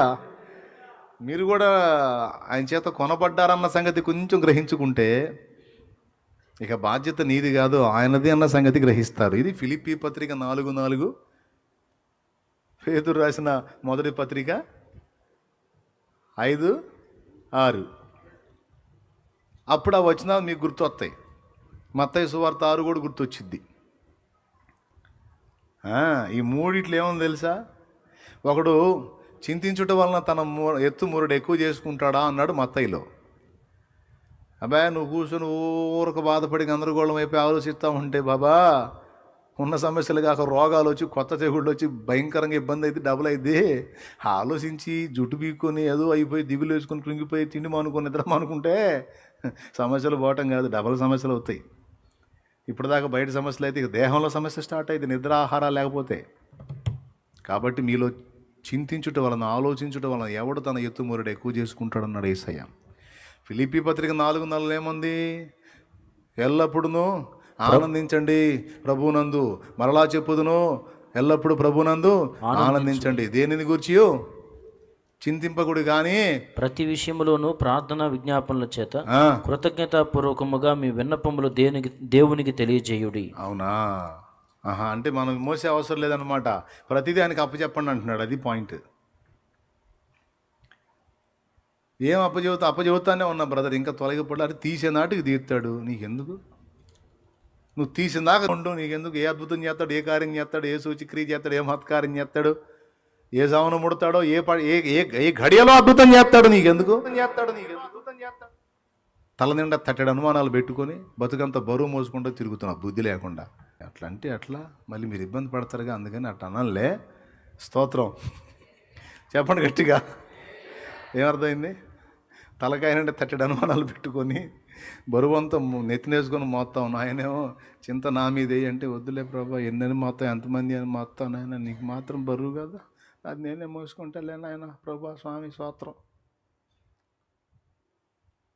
ఆయన మిమ్మల్ని గూర్చి చింతించుచున్నాడు కనుక మీ చింత యావత్తు ఆయన మీద స్పష్టంగా చెప్పాడు. దాని అర్థం ఏంది? మీద ఏమంటే అర్థమైంది? అదే అర్థం. కాబట్టి ఎన్ని సమస్యలు నాకున్నా, ఎన్ని ఒత్తిళ్ళు నాకున్నా, ఎంతమంది ప్రాబ్లమ్స్ నా దగ్గరకు వచ్చినా, జస్ట్ ఒక ఫ్యామిలీలో ఉన్న వ్యక్తుల గురించి, వాళ్ళ సమస్యల గురించి ఆలోచించడానికి జుట్టు పీక్కుంటారు. ఒక ఫ్యామిలీలో నాయకులుగా ఉన్నోళ్ళు. ఇంత పెద్ద కుటుంబానికి, ఇలాంటి కుటుంబాలు ఇంకా వందలాదిగా ఏర్పడుతున్న కుటుంబాలకి, ఏర్పడబోతున్న కుటుంబాలకి అన్నిటికీ ఆలోచన చేయాలా?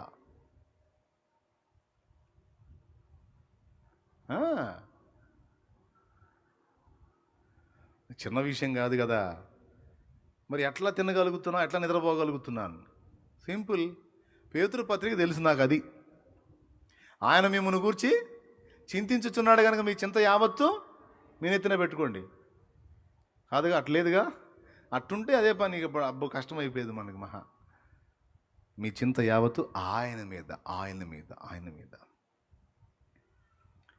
ప్రయాసపడి భారం మోయించిన సమస్త జనులారా నా యొద్దకు రండి, నేను మీకు మీ బరువు మీ నెత్తినే పెట్టుకోండి. నో, బరువు దించుకోండి, నా కాడి మీ మీద ఎత్తుకోండి, నా కాడి సులువు, నా భారము తేలిక.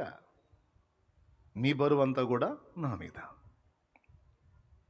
పాటలు పాడతాం మళ్ళా, నా భారం నీదే, నా బరువు నీదే, నా అంతా నువ్వే అని.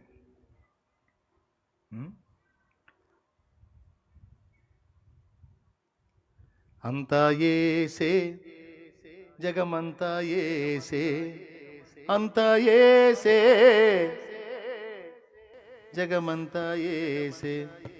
నా భాష, నా ఊసు, నా ఆశ, నా యాస, అంతా యేసే, జగమంతా యేసే, అంతా యేసే, జగమంతా యేసే. స్తోత్రం. ఏం పాడాడు ఆరాకమూర్తి గారు? ఏమో రాశాడండి. నా కాంతి, నా శాంతి, జయంతి వర్ధంతి, నా వర్ధంతి, నా జయంతి. వర్ధంతి అంటే ఏంది? పోయినరోజు. జయంతి అంటే పుట్టినరోజు. అదండి విశ్వాసం అంటే. నా కాంతి, నా శాంతి. పాడండి.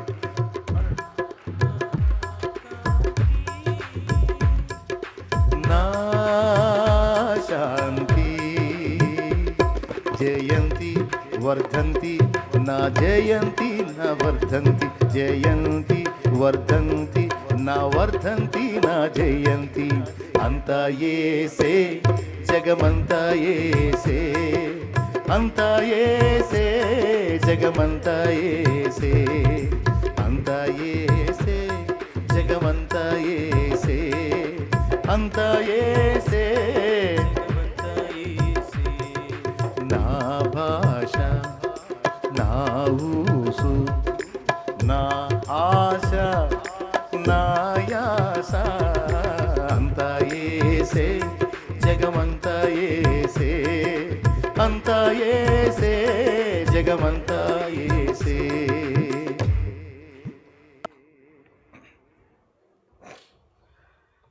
అది సంగతి. ఇంకొదిలేసేది ఈ పాయింట్. మీ మైండ్కి బాగా ఎక్కిందాక చెబుతా.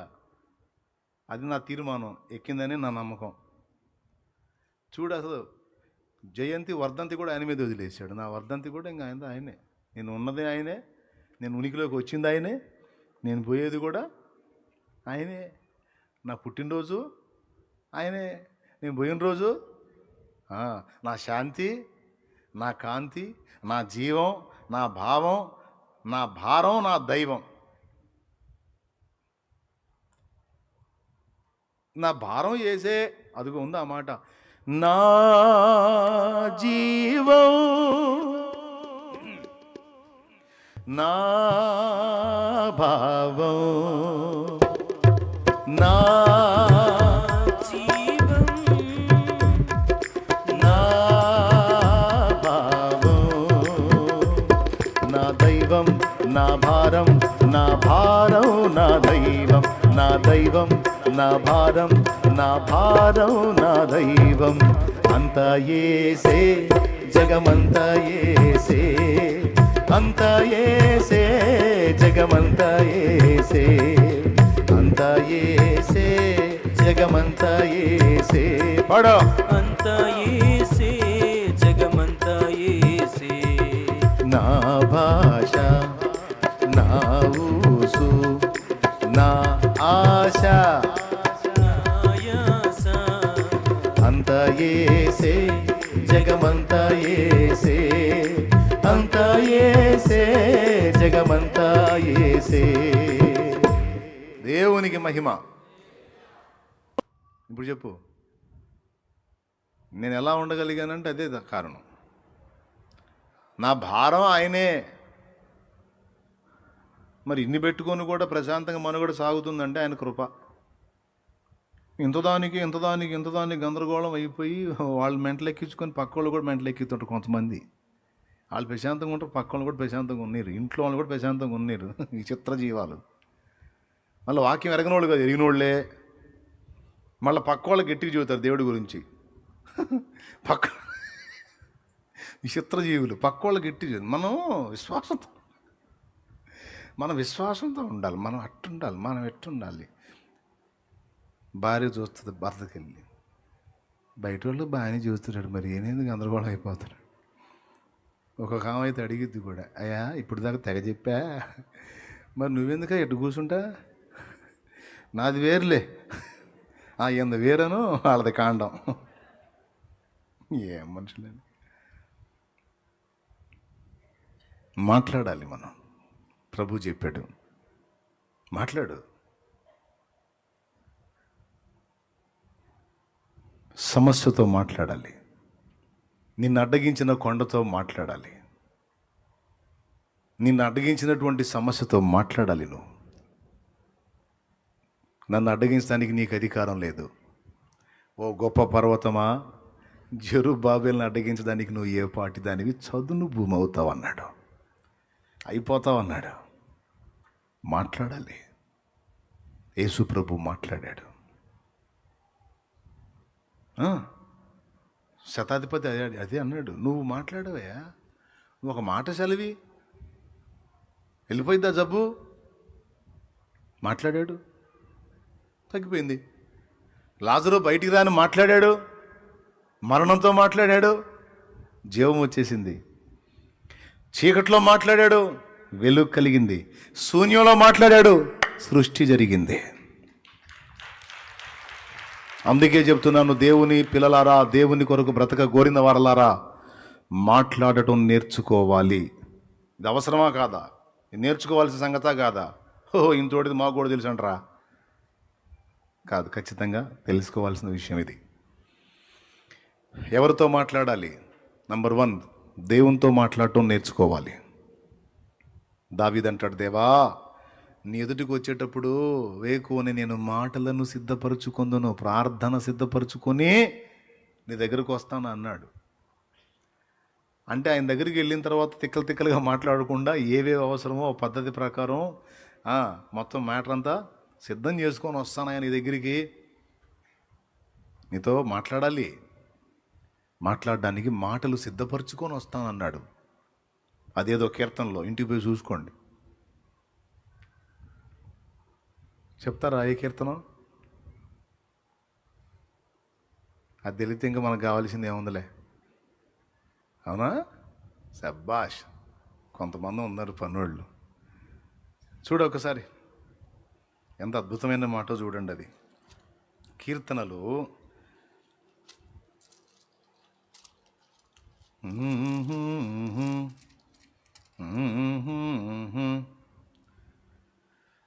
5:3, కీర్తనలు 5:3. యెహోవా, ఉదయమున నా కంఠస్వరము నీకు వినబడును, ఉదయమున నా ప్రార్థన నీ సన్నిధిని సిద్ధము చేసి కాచియుందును.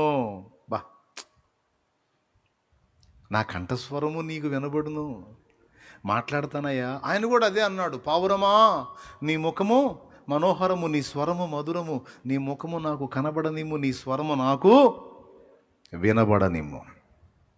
నేను ప్రార్థనా తోటకి వెళ్ళే వాళ్ళని కనిపెడతా. అక్కడ ఆ అనుభవంలో ఒకడు సక్సెస్ అయితే ఖచ్చితంగా భవిష్యత్తులో వాడు అనేక మంది ప్రజలకు ఉపయోగపడతాడు. ఆ అనుభవంలో ఒకడు ఫెయిల్యూర్ అయ్యాడు అనుకో, అలాంటి వాని వల్ల భవిష్యత్తులో ప్రజలకు ప్రయోజనం ఉండదు. ఎందుకనగా దేవునితో ఒకడు మాట్లాడుట, దేవునితో గడుపుట, దేవునితో సహవాసము చేయుట అనే ప్రాముఖ్యమైన అనుభవాన్ని ఒకడు కానీ నేర్చుకోకపోతే వాడు దేవుని యొద్ద నుండి శక్తి పొందలేడు, వాక్కు పొందలేడు, జీవం పొందలేడు, ప్రభావం పొందలేడు. ఇవేవి లేనివాడు సమాజాన్ని ప్రభావితం చెయ్యలేడు. దిమాగ్ ఖరాబ్ అయ్యి పైసలు బాగా ఎక్కువయ్యి ఆ పని చేయలే. స్తోత్రం. ఏం చెబుతారులే అబ్బా, ఒరే ఎందుకులే బాబా చెప్పండి అమ్మా, మీ దండం పెడతాను. మీకు అర్థమవుతుందా? అంటే ఇప్పుడు ఎక్కడో ఏ దేశంలో ఏ రాష్ట్రంలోనూ ఉన్నాం, మేము ఏడొచ్చామన్నా ప్రార్థన తోటకి అంటారా? ఈ తోట రాకపోతే అక్కడైనా దేవునితో గడిపేది. నేను చెప్తున్నా ఒక్కటే, తోటలో గడుపుతావో మందిరంలో గడుపుతావో గదిలో గడుపుతావో నాకు తెలియదు. దేవునితో సహవాసం చేయటం, దేవునితో మాట్లాడుకోవటం, దేవునితో గడపటం అనేటువంటి ప్రాముఖ్యమైన విషయాన్ని ఒకడు సాధన చేయకపోతే దేవుని దగ్గర నుండి పొందుకోవాల్సినవి పొందలేడు. పొందలేనప్పుడు ఒట్టిగానే ఉంటాడు కదా. ఎదుటోళ్ళకి ఎట్లా ఉపయోగపడతాడు? ఉపయోగపడ్డం. అందుకే యేసయ్య చెప్పాడు మార్కు సువార్త 3:13, ఆయన కొండ ఎక్కి తనకిష్టమైన వారిని పిలువగా వారు ఆయన యొద్దకు వచ్చిరి, వారు తనతో కూడా ఉండునట్లును దయ్యములను వెళ్ళగొట్టి అధికారం గల వారై సువార్త ప్రకటించుటకు వాళ్ళలో 12 మంది నేర్పరచుకున్నాడు అన్నాడు. 3:13 మార్కు. నంబర్ 1, వారు తనతో కూడా ఉండునట్లు, తనతో ఉండాలి. వారు పేతురు యోహానుల ధైర్యం చూచినప్పుడు, అపోస్తల కార్యం 4వ అధ్యాయము, వారు పేతురు యోహానుల ధైర్యము చూచినప్పుడు, వారు విద్య లేని పామరులని, వారు పేతురు యోహానుల ధైర్యమును చూచినప్పుడు వారు విద్యలేని పాములను గ్రహించి ఆశ్చర్యపడి వారు యేసుతో కూడా ఉండిన వారని గుర్తెరిగి. అదండి సంగతే. లోకంలో మనుషులు ఎన్నిక చేసే విద్య వాళ్ళ దగ్గర లేదు, కానీ మహోన్నతుని విద్య తెలుసు వాళ్ళకి. ఎందుకంటే ఆయనతో సహజీవనం చేశారు. అర్థమైందా? నీ పరిచర్యను తుదముట్టిల్చుడే నా నియమమాయనే, నీ సన్నిధిలో నీ పొందుకోరి నీ స్నేహితుడానైతినే. నీ పరిచర్యను తుదముట్టిల్చుడే నా దర్శనమాయనే, నీ సన్నిధిలో నీ పొందుకోరి నీ స్నేహితుడానైతినే. ఆహా నా ధన్యత, ఓహో నా భాగ్యము, ఏమని వివరింతును, ఏమని వివరింతును. ఆహా నా ధన్యత, ఓహో నా భాగ్యము, ఏమని వివరింతును, ఏమని వివరింతును. నేనెందుకని నీ సొత్తుగా మారితిని, యేసయ్యా నీ రక్తముచే కడుగబడినందున, నీ అనాది ప్రణాళికలో హర్షించెను నా హృదయ సీమ. దేవునికి మహిమ. నీ సన్నిధిలో నీ పొందుకోరి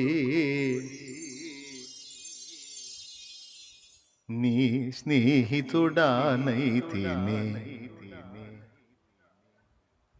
దేవుని పొందు, దేవునితో కలిసి కొనుట ఎంత ప్రాముఖ్యం అనుకున్నా, అది ఎంత ముఖ్యమైతే తనకి ఇష్టమైన వారిని పిలిచి వారు తనతో కూడా ఉండునట్లు. వారు పేతురు యోహానుల ధైర్యము చూచినప్పుడు వారు విద్యలేని పామరులని గ్రహించి ఆశ్చర్యపడి వారు యేసుతో కూడా ఉండిన వారని గుర్తెరిగిరి. అంటే యేసుతో ఉంటే ఈ లోక విద్యను అభ్యసించకపోయినా సరే మహోన్నతుని విద్య అబ్బుతుంది, శక్తి అబ్బుతుంది, వాక్ అబ్బుతుంది. అది విషయం. పరిశుద్ధ గ్రంథం చదివే అవగాహన ఉంటే చాలు. ఒకవేళ అది కూడా లేకపోతే కొంచెం కష్టపడి ఆలు గుణింతాల వరకు నేర్చుకోండి, అర్థమైద్ది. ఇంకా నీకు లోకంలో చెప్పే అర్హతలే పక్కన పెట్టేసాయి. పరిశుద్ధ గ్రంథం చదవగలిగే శక్తి నీకుంటే చాలు తమ్ముడా, చాలు చెల్లి. ఇక యేసయ్య ముందుకు వెళ్ళిపో, ఆయన చూసుకుంటాడు. ఎవరితో మాట్లాడటం నేర్చుకోవాలన్న పాయింట్లో ఫస్ట్ మాట్లాడటం నేర్చుకోండి అన్నాను. మొదటి విషయంలో ఏం చెప్పాను? సమస్య వైపు చూడటం కాదు, దాంతో మాట్లాడటం నేర్చుకోమని చెప్పాను. రెండవది, ప్రభుతో మాట్లాడటం నేర్చుకోవాలి. అంటే ముందే ప్రభుతో మాట్లాడటం నేర్చుకోండి అంటే మీరు తేలిగ్గా తీసుకుంటారు, ఎందుకంటే రొటీన్ ఫీలింగ్ వచ్చింది. అందుకని అటు నుంచి వచ్చానమాట. స్తోత్రం. అర్థమైందా? ఎటు నుంచి వస్తే కనెక్ట్ అవుతారా మీరు? దేవుడిచ్చాడు నడిపింపు, ఆ పాయింట్ని మీకు అందించాను. ఫస్ట్ నెంబర్ 1, దేవునితో మాట్లాడటం నేర్చుకుంటే సమస్యతో ఎలా మాట్లాడాలో ఆయన నేర్పుతాడు. అది విషయం, అది సంగతి. నేర్చుకోవాలి. ఎంత ప్రాముఖ్యమైతే పావురమా, దేశమంతా పువ్వులు పూసి కోలాహలంగా ఉంది, దేశంలో పావురస్వరం వినబడుతుంది, మన ద్రాక్ష తోటలు పూత పట్టి సువాసనని ఇస్తున్నాయి అని చెప్పి ఇది చాలా ప్రాముఖ్యమైన టైము. ఈ టైంలో నీ స్వరం నేను వినాలి, నీ ముఖం నాకు కనబడాలి. వీళ్ళంత పనుంది. ఈ టైంలో నువ్వు కొంచెం మెళకువగా ఉండాలి. పరమగీతము 2వ అధ్యాయము 13వ వచనం. అది సంగతి. చదువు. అంజూరపు కాయలు పక్వమగుచున్నవి, ద్రాక్ష చెట్లు పూత పట్టి సువాసన నిచ్చుచున్నవి. ద్రాక్ష చెట్లు పూత పట్టి సువాసన ఇస్తున్నాయి. నా ప్రియురాల సుందరవతి, లెమ్ము రమ్ము, బండ సందులలో ఎగురు నా పావురమా, పేటు బీటలను ఆశ్రయించు నా పావురమా. నీ స్వరము మధురము, నీ ముఖము మనోహరము. నీ ముఖము నాకు కనబడే నిమ్ము, నీ స్వరము నాకు వినబడ నిమ్ము. అదిగా పైన ఒక టైం చెప్పి, ఒక కాలము చెప్పి, ఒక సీజన్ చెప్పి కింద అంటున్నాడు, ఇది టైం, ఇప్పుడు నువ్వు నాకు దగ్గర కావాలి, నీ స్వరం ఇంకా నాకు వినబడాలి, నీ ముఖం నాకు కనబడాలి, మనం కలుసుకోవాలి.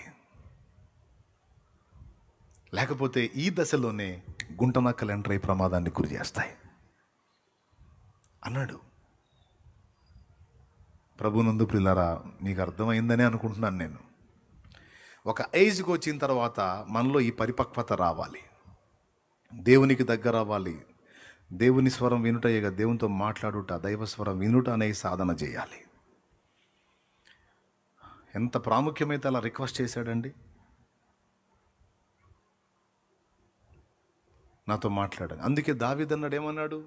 వేకువనే నా కంఠస్వరము నీ సన్నిధిలో వినబడుతుంది. స్తోత్రం. నీ దగ్గరకు వచ్చేటప్పుడు నేను ప్రార్థనను సిద్ధపరచుకొని వస్తాను, మాటల్ని మరో చోట అంటాడు, మాటల్ని సిద్ధపరచుకుంటానయ్యా అని. కాబట్టి ఇక్కడ దేవునితో మాట్లాడటం మనం నేర్చుకోవాలి. అది అలవాటుగా మారాలి మనకి, అది తప్పనిసరిగా మారాలి, అది తప్పనిసరి. ప్రతిరోజు నేను నా తండ్రితో మాట్లాడుకోవాలి. ఒక్క రోజైనా నేను ఆయన మాటలు వినకుండా, అది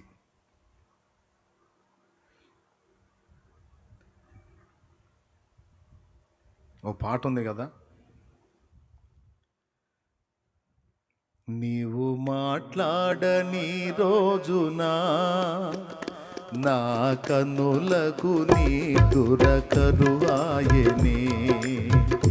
నీవు మాట్లాడని రోజున నా కన్నులకు నీ దురకరువాయనే.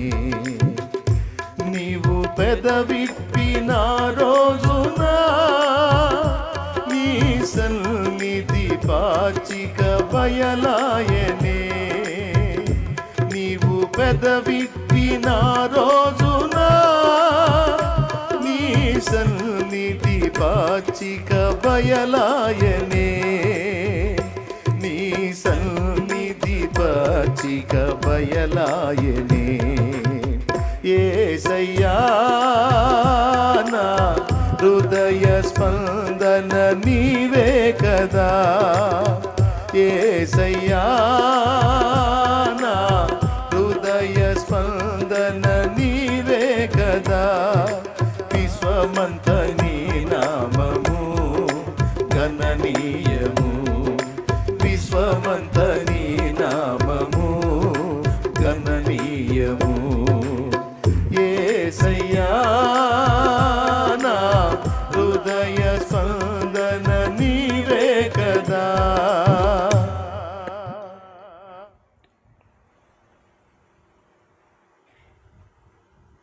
నువ్వు మాట్లాడితే నాకు ఇలా ఉంటుందయ్యా అని భక్తుడు మాట్లాడుతున్నాడు. ఇదిగో నువ్వు పెద్ద విప్పిన రోజు పచ్చిక బయలు నాకు సమృద్ధి మేత దొరికినట్టు ఉంటుంది. గొర్రెకి సమృద్ధిగా పచ్చిక బయలులో మేత దొరికినట్టు, మేత తిని పరుండినట్టు ఉంటుందయ్యా నాకు. నువ్వు మాట్లాడలేదనుకో, నువ్వు మౌనంగా ఉన్నావు అనుకో, నిద్ర పట్టదయ్యా నాకు. భక్తుడు మాట్లాడుకుంటున్నాడు, ఆయన మాట్లాడతాడు. భక్తుడు దేవునితో, దేవుడు మాట్లాడతాడు. భక్తుంది దేవుంది ఒక అనుబంధం, ఆధ్యాత్మిక సంబంధం. ఈ మెట్టు ఎక్కాలి. నేను చెప్తా, బైబిల్లో దేవుడు నాకు నేర్పిన సంగతి, ప్రకటన సంగతి చెప్తా, ప్రవక్తల పుస్తకాలు చెప్తా, ఏమండి పంచకాండాలు చెప్తా, కావ్య గ్రంథాలు చెప్తా, చరిత్ర పుస్తకాలు చెప్తా. దేవుడు నాకు అవగాహన కల్పించినవన్నీ వంట పట్టిస్తా, ప్రాబ్లం ఏం లేదు. కానీ ముందు కొన్ని నేర్చుకోవాల్సినవి ఉన్నాయి. వాటిల్లో ఒకటి మాట్లాడుట నేర్చుకోండి అంటున్నాడు దేవుడు. ప్రభుతో మాట్లాడటం, ప్రభు మాటలు వినడం నిశ్చయముగా మనం సాధన చేసుకోవాలి. వాడుక చొప్పున అన్నాడు యేసయ్య గురించి. ఆయన తన వాడుక చొప్పున ఒలీవల కొండకు వెళ్ళి ప్రార్థించుట యందు రాత్రంతయు గడిపెను. ఆయన తన వాడుక చొప్పున సమాజ మందిరములో గ్రంథము చదువుటకు నిలిచి ఉండగా. యేసయ్య కొన్ని వాడుకలు ఉన్నాయి, ఆ వాడుకలు ప్రకారం ఆయన చేసేవాడు. అలాగే ప్రభునందున్న మనకు కూడా ప్రతిరోజు దేవునితో మాట్లాడుట, దేవుని మాటలు వినుట మనకు వాడుక కావాలి. అదే నిత్యము మనకు వేడుకగా మారింది.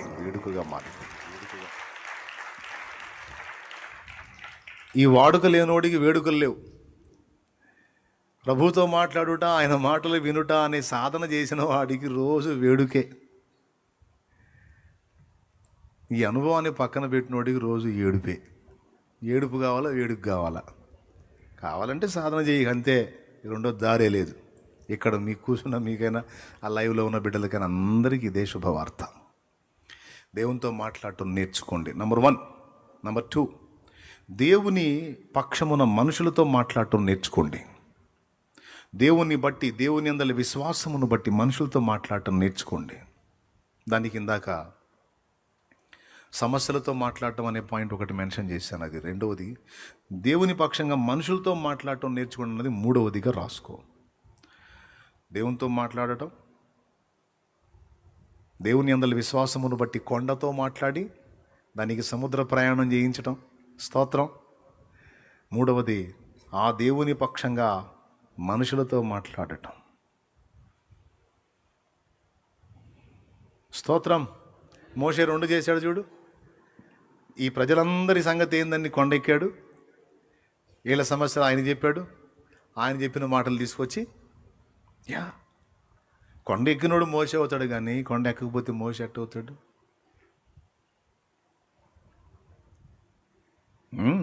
కొండ ఎక్కాలి. ఎక్కలేని ఎత్తైన. మరి మీకు తెలీదు అయింది నిజాలే. ఎక్కాలి కొండ. ప్రజల పక్షమున దేవుని దగ్గరికి వెళ్ళి దేవుని దగ్గర నుండి వాక్కు తీసుకొని ప్రజల దగ్గరికి వెళ్ళి ప్రజలతో మాట్లాడాలి. కృంగిన వారిని లేవ, భయపడిన వారిని ధైర్యపరిచే మాటలు, ధైర్యం చెడిన వారికి ఊతమిచ్చే మాటలు. ఓ పాస్టర్ గారు ఫ్యామిలీని తీసుకుని వెళ్ళాడట టూర్కి.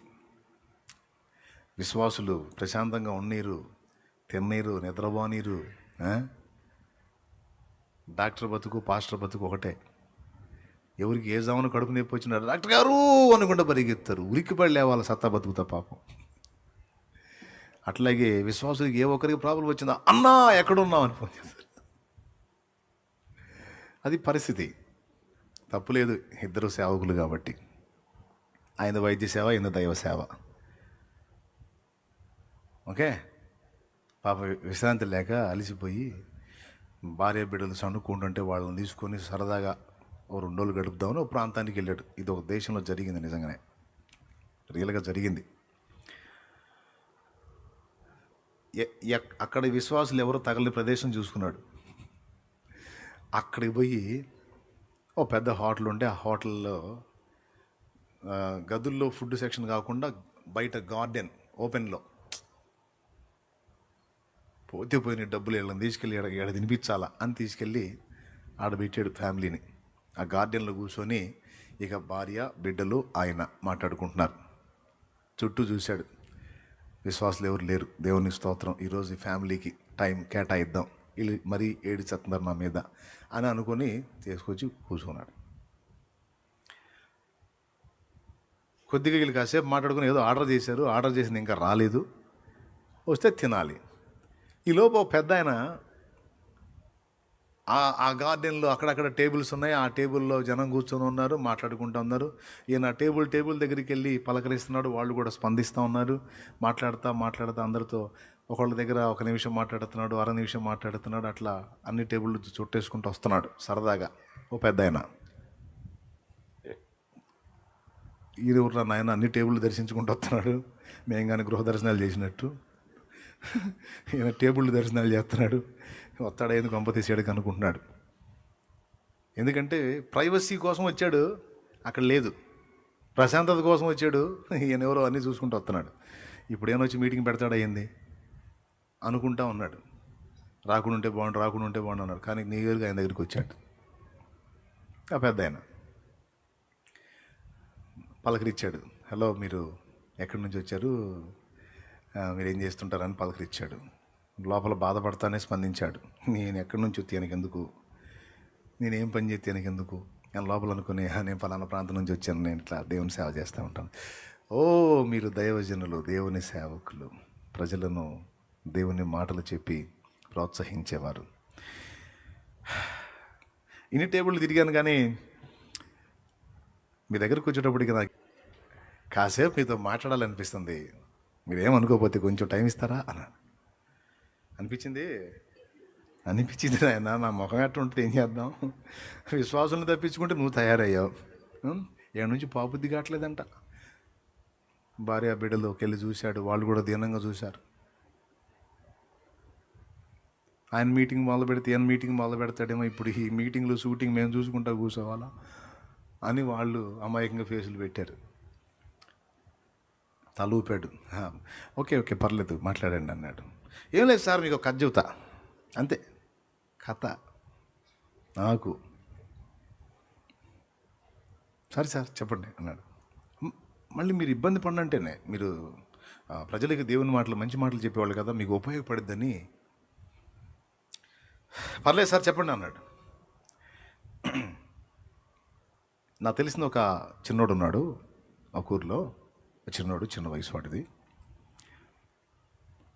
వాడిని ఆ ఊర్లో అందరూ మీ నాన్న పేరేంటి అంటారు. ఎందుకంటే వాళ్ళమ్మకి పెళ్లి కాకముందే పుట్టాడు వాడు. వాళ్ళమ్మకి పెళ్లి కాకముందే పుట్టాడు. అందుకని తండ్రి ఎవరో వాడికి తెలియదు.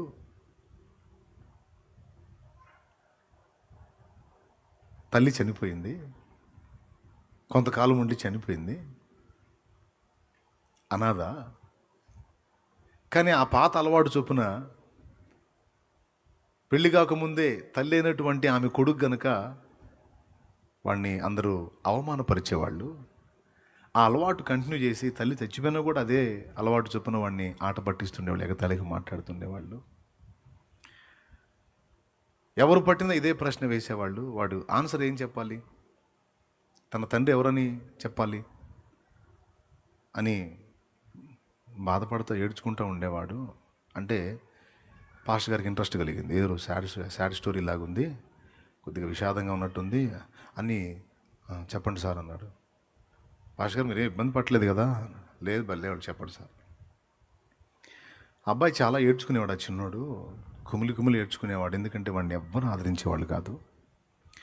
ఆఖరికి ఆ ఊళ్ళో ఉన్న చర్చికి వెళితే చర్చిలో ఉన్న పాస్టర్ గారు కూడా వాడిని ఎగతాళిగా మాట్లాడేవాడు. అందరితో పాటు మిగిలిన విశ్వాసులందరూ వాడిని ఆట పట్టిస్తుంటే పాస్టర్ గారు కూడా సరదాగా నవ్వుతూ ఉండేవాడు, వాళ్ళని ఖండించేవాడు కాదు.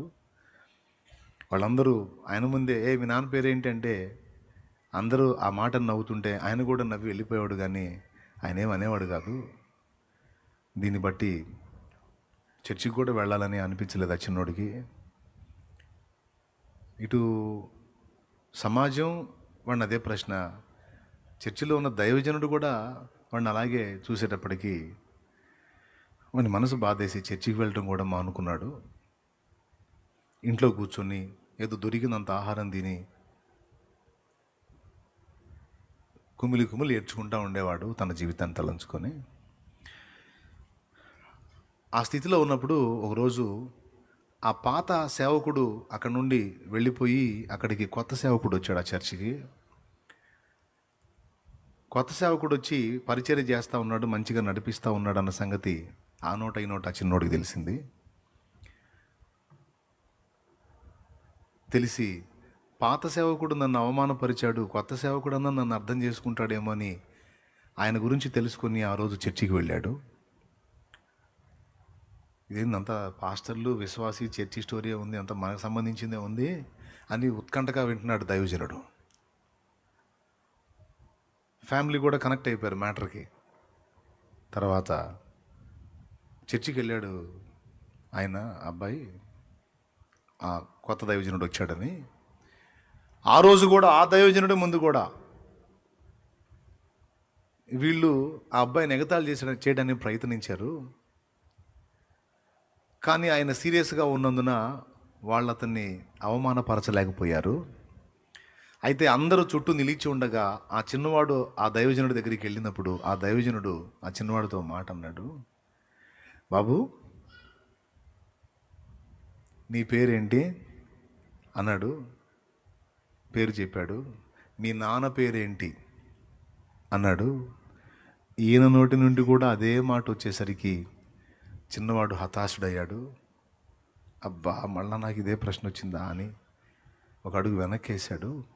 ఆ మాట పాస్టర్ గారు ఎప్పుడైతే అడిగాడో చుట్టూ ఉన్న విశ్వాసులంతా గొల్లుమని నవ్వారు. ఎందుకంటే వాళ్ళు అని ఆట పట్టిద్దామన్న మాట ఆయన నోటి నుండి వచ్చేసరికి వీళ్ళంతా ఒక్కసారిగా పెద్ద పెట్టున నవ్వారు. చిన్నవాడు చుట్టూ చూసి తలదించుకుని అడుగు వెనక్కేశాడు. ఆ చిన్నవాడి హృదయం చాలా గాయపడింది. సేవకుడు వెంటనే తేరుకొని చుట్టూ ఉన్న ప్రజల్ని గమనించి ఆ చిన్నవాడిని గమనించి వెంటనే ఇలా అన్నాడు, బాబు మీ నాన్న ఎవరో నాకు తెలుసు అన్నాడు. ఆ మాటకి పిల్లవాడు ఆశ్చర్యపోయాడు, చుట్టూ ఉన్నవాళ్ళు కూడా ఆశ్చర్యపోయారు. మీ నాన్న ఎవరో నాకు తెలుసు అని దైవజనుడు అన్నట్టు ఈయనకి ఎట్లా తెలుసు అని అందరూ ప్రశ్నార్థకమైన మోకాలతో ఆయన వైపు చూశారు. అప్పుడు ఆయన అన్నాడు, ఆ చిన్నవాడిని దగ్గరికి దాక్కుంటూ తన రొమ్ముకు వాని తలను ఆనించుకుంటూ, మీ నాన్న నాకు తెలుసు, మీ నాన్నతో రోజు మాట్లాడతాను, మీ నాన్న నాకు చాలా సుపరిచితుడు, మీ నాన్న పేరు దేవుడు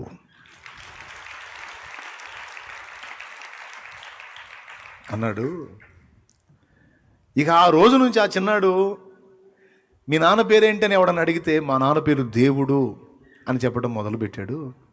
ఆ తర్వాత ఆ చిన్నాడిని ఎవరికి ఆ ప్రశ్న వేయటం చేయలేదు. ఎందుకంటే వాడు ఆన్సర్ దొరికింది వానికి.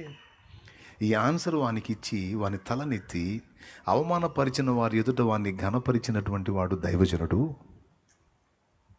తర్వాత ఆ అబ్బాయి చదువుకున్నాడు. ఇక అప్పటి నుంచి స్కూల్కి వెళ్ళటం మొదలుపెట్టాడు. ఎందుకంటే స్కూల్లో ఎవరైనా అడిగితే మీ నాన్న పేరు ఏంటి అని ఎగతాళికి అడిగితే మా నాన్న పేరు దేవుడు అంటూ మొదలుపెట్టాడు. స్కూల్లో కూడా ఎవడు అడగటం మానేశారు. ఇక సమాజంలో, స్కూల్లో, సంఘంలో కూడా ఇక ఆ ప్రశ్న అడగటం మానేసేసరికి అన్ని ప్రాంతాలకు వెళ్ళి అన్నీ నేర్చుకున్నాడు. పెరిగి పెద్దోడయ్యాడు. మంచి జీవితం పొందాడు. అయ్యా, ఆ రోజు ఆ దైవజనుడు ఆ మాటలు ఆ చిన్నవాడితో మాట్లాడకపోతే ఆ చిన్నవాడు ఏమై ఉండేవాడు? రెండై ఉండడు. ఒకటి చచ్చిపోయేవాడు, లేదా సమాజాన్ని ద్వేషించేటువంటి కర్కోటకుడిగా మారి ఉండేవాడు. కదా అంటే పాస్టర్ గారు కళ్ళు తుడుచుకుంటూ, అంతే కదండి, అంతే అంటే ఏడ్చాడు. ఏడుపు వచ్చేసింది దైవజనుడికి. దైవజనుడు అలాంటి మాట పలికి ఉండకపోతే ఆ చిన్నవాడు ఇలా అయిపోయేవాడు కదా, వాడి జీవితం చచ్చిపోయేవాడు కదా. నిజమే సార్ అని కళ్ళు తుడుచుకుంటా ఉన్నప్పుడు, మిమ్మల్ని ఏదో ఇబ్బంది పెట్టినట్టున్నాను అని చెయ్యిచ్చి, సార్ నేను బయలుదేరుతానని. ఇందుకు ఆ చిన్నవాడు ఎవరో తెలుసా? ఎవరో కాదు సార్, నేనే అని చెప్పి వెళ్ళిపోయాడంట ఆయన. ఆ చిన్నవాడు ఎవరో కాదు, నేనే. మీ మాటలు ప్రాణం పోస్తాయండి, జాగ్రత్త అని వెళ్ళాడట. చచ్చిపోయేవారికి కూడా నీ మాటలు ప్రాణం పోస్తాయి. ఎందుకంటే అవి దేవుని బట్టి విశ్వాసంతో కూడినవి కనుక ఆ మాటలు చచ్చిపోయేవాడిని బతికిస్తాయి, కృంగిన వారిని లేవనెత్తుతాయి, దిగజారిన వారి తల ఎత్తుతాయి. నీ మాటలు చాలా జాగ్రత్తగా ఉండాలి పాస్టర్ గారు. సెలవు. అబ్బాయి ఎవరో కాదు, నేనే. మా అమ్మకు మ్యారేజ్ కాకముందే పుట్టిన నేనే. నా లైఫ్లోనే జరిగింది ఇది అని నవ్వుకుంటూ, సార్ మిమ్మల్ని డిస్టర్బ్ చేస్తారేమనుకుందాం. లేదండి, నాకు మైండ్, నన్ను దేవుడు ఈరోజు ఇక్కడ తీసుకొచ్చాడు ఈ పాఠం కోసమేనేమో. థ్యాంక్ యూ అని చెప్పి సంతోషం. అలా అవతలికి వెళ్ళిన తర్వాత అవతల టేబుల్ దగ్గరికి వెళ్ళాడు పాస్టర్ గారు. వెళ్ళి, ఇప్పుడు నాతో మాట్లాడిన ఆయన మీరు చూసారు కదా? తెలుసు ఆయన. ఎవరు ఆయన అంటే, నిన్న మొన్నటి వరకు ఈ సిటీ మొత్తానికి మేయర్గా చేసి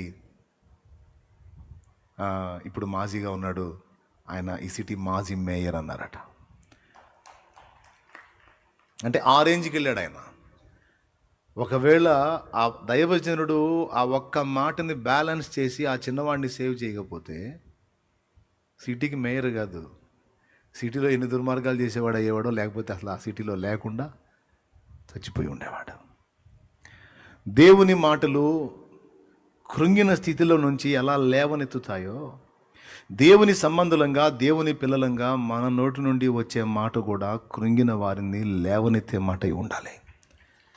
అలసిన వారి ఆశను తీర్చి, ఓరడించి, ధైర్యపరిచి, ధైర్యం చెడిన వారికి ఊతమిచ్చే వాక్కై ఉండాలి. మనం నేర్చుకోవాలి మనుషులతో మాట్లాడడం, ప్రభుతో మాట్లాడటం నేర్చుకోవాలి. ఆయన యందు విశ్వాసాన్ని బట్టి సమస్యతో మాట్లాడటం నేర్చుకోవాలి. దేవుని సంబంధంగా, దేవుని పక్షంగా మనుషుల దగ్గరికి వెళ్ళి మనుషులను ధైర్యపరిచే విధంగా, ఆత్మల్ని రక్షించే విధంగా, కృంగిన వారిని లేవనెత్తే విధంగా మనం మాట్లాడటం నేర్చుకోవాలి. హల్లెలూయా. యేసయ్య మాట్లాడితే ఎట్టుంటుంది? చచ్చిపోయే స్థితిలో కూడా బతుకుతాడు, చచ్చిపోయినోడు కూడా బతుకుతాడు. మన మాటలు సచ్చేవాడిని మనం మాట్లాడితే బతికిస్తాయి అని చెప్పొచ్చు, కానీ యేసయ్య మాటలు చచ్చిపోయినోడిని కూడా బతికిచ్చినాయి. చచ్చిపోయిన 4 రోజుల తర్వాత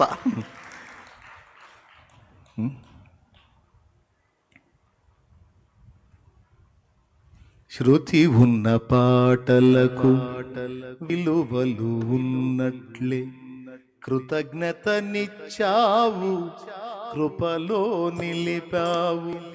కృంగిన వేళలో నన్ను లేవనెత్తిన చిరునామా నీవేగా. కృంగిన వేళలో నన్ను లేవనెత్తిన చిరునామా నీవేగా. నీ కృప నిత్యముండును, నీ కృప నిత్య జీవము, నీ కృప వివరింప నా తరమా యేసయ్యా. నీ కృప నిత్యముండును, నీ నీ కృప నిత్య జీవము, నీ కృప వివరింప నా తరమా యేసయ్యా. నీతిమంతుల గుడారాలలో వినబడుచున్నది రక్షణ సంగీత సునాదము. నీతిమంతుల గుడారాలలో వినబడుచున్నది రక్షణ సంగీత సునాదము. నీ కృప నిత్యముండును, నీ కృప నిత్య జీవము, నీ కృప వివరింప నా తరమా యేసయ్యా. కొంతమందికి నోరు కుదరదు, పలకరింపులు చేత కాదు, ఇంటికి వచ్చిన వ్యక్తులతో మాట్లాడటం చేత కాదు, కొక్కరెత్తుంటారు కొంతమంది. మళ్ళా క్రైస్తవులు, యేసు ప్రభు బిడ్డలు ముసుకేసి ప్రార్థన చేస్తారు కొంతమంది నిలువు మోకాళ్ళు వేసి ప్రార్థన చేస్తారు. మనుషులతో మాట్లాడే పద్ధతి తెలియదు. ఈ మాట నేను ఇలా మాట్లాడితే అవతల వ్యక్తుల హృదయాలు గాయపడతాయి, ఇలా మాట్లాడకూడదు, ఇలా తృణీకరించకూడదు, అభ్యంతరకరంగా మాట్లాడకూడదు. ఎంత బాధ ఉన్నా సరే పెదాల మీద చెరగని చిరునవ్వు, ప్రేమపూర్వకమైన పలకరింపు. ముత్యాల రత్నాలు ఏమన్నా రాలుతాయా, కిరీటాలు ఏమన్నా కింద పడతాయా? కొంతమంది ఉంటారు మహా ఎచ్చులోళ్ళు, నాకు సీదర ఎట్టంటి వాళ్ళని చూస్తే డైరెక్ట్ చూస్తున్నాండి మహా ఎచ్చులోళ్ళనే. Over action, పలకరీరు.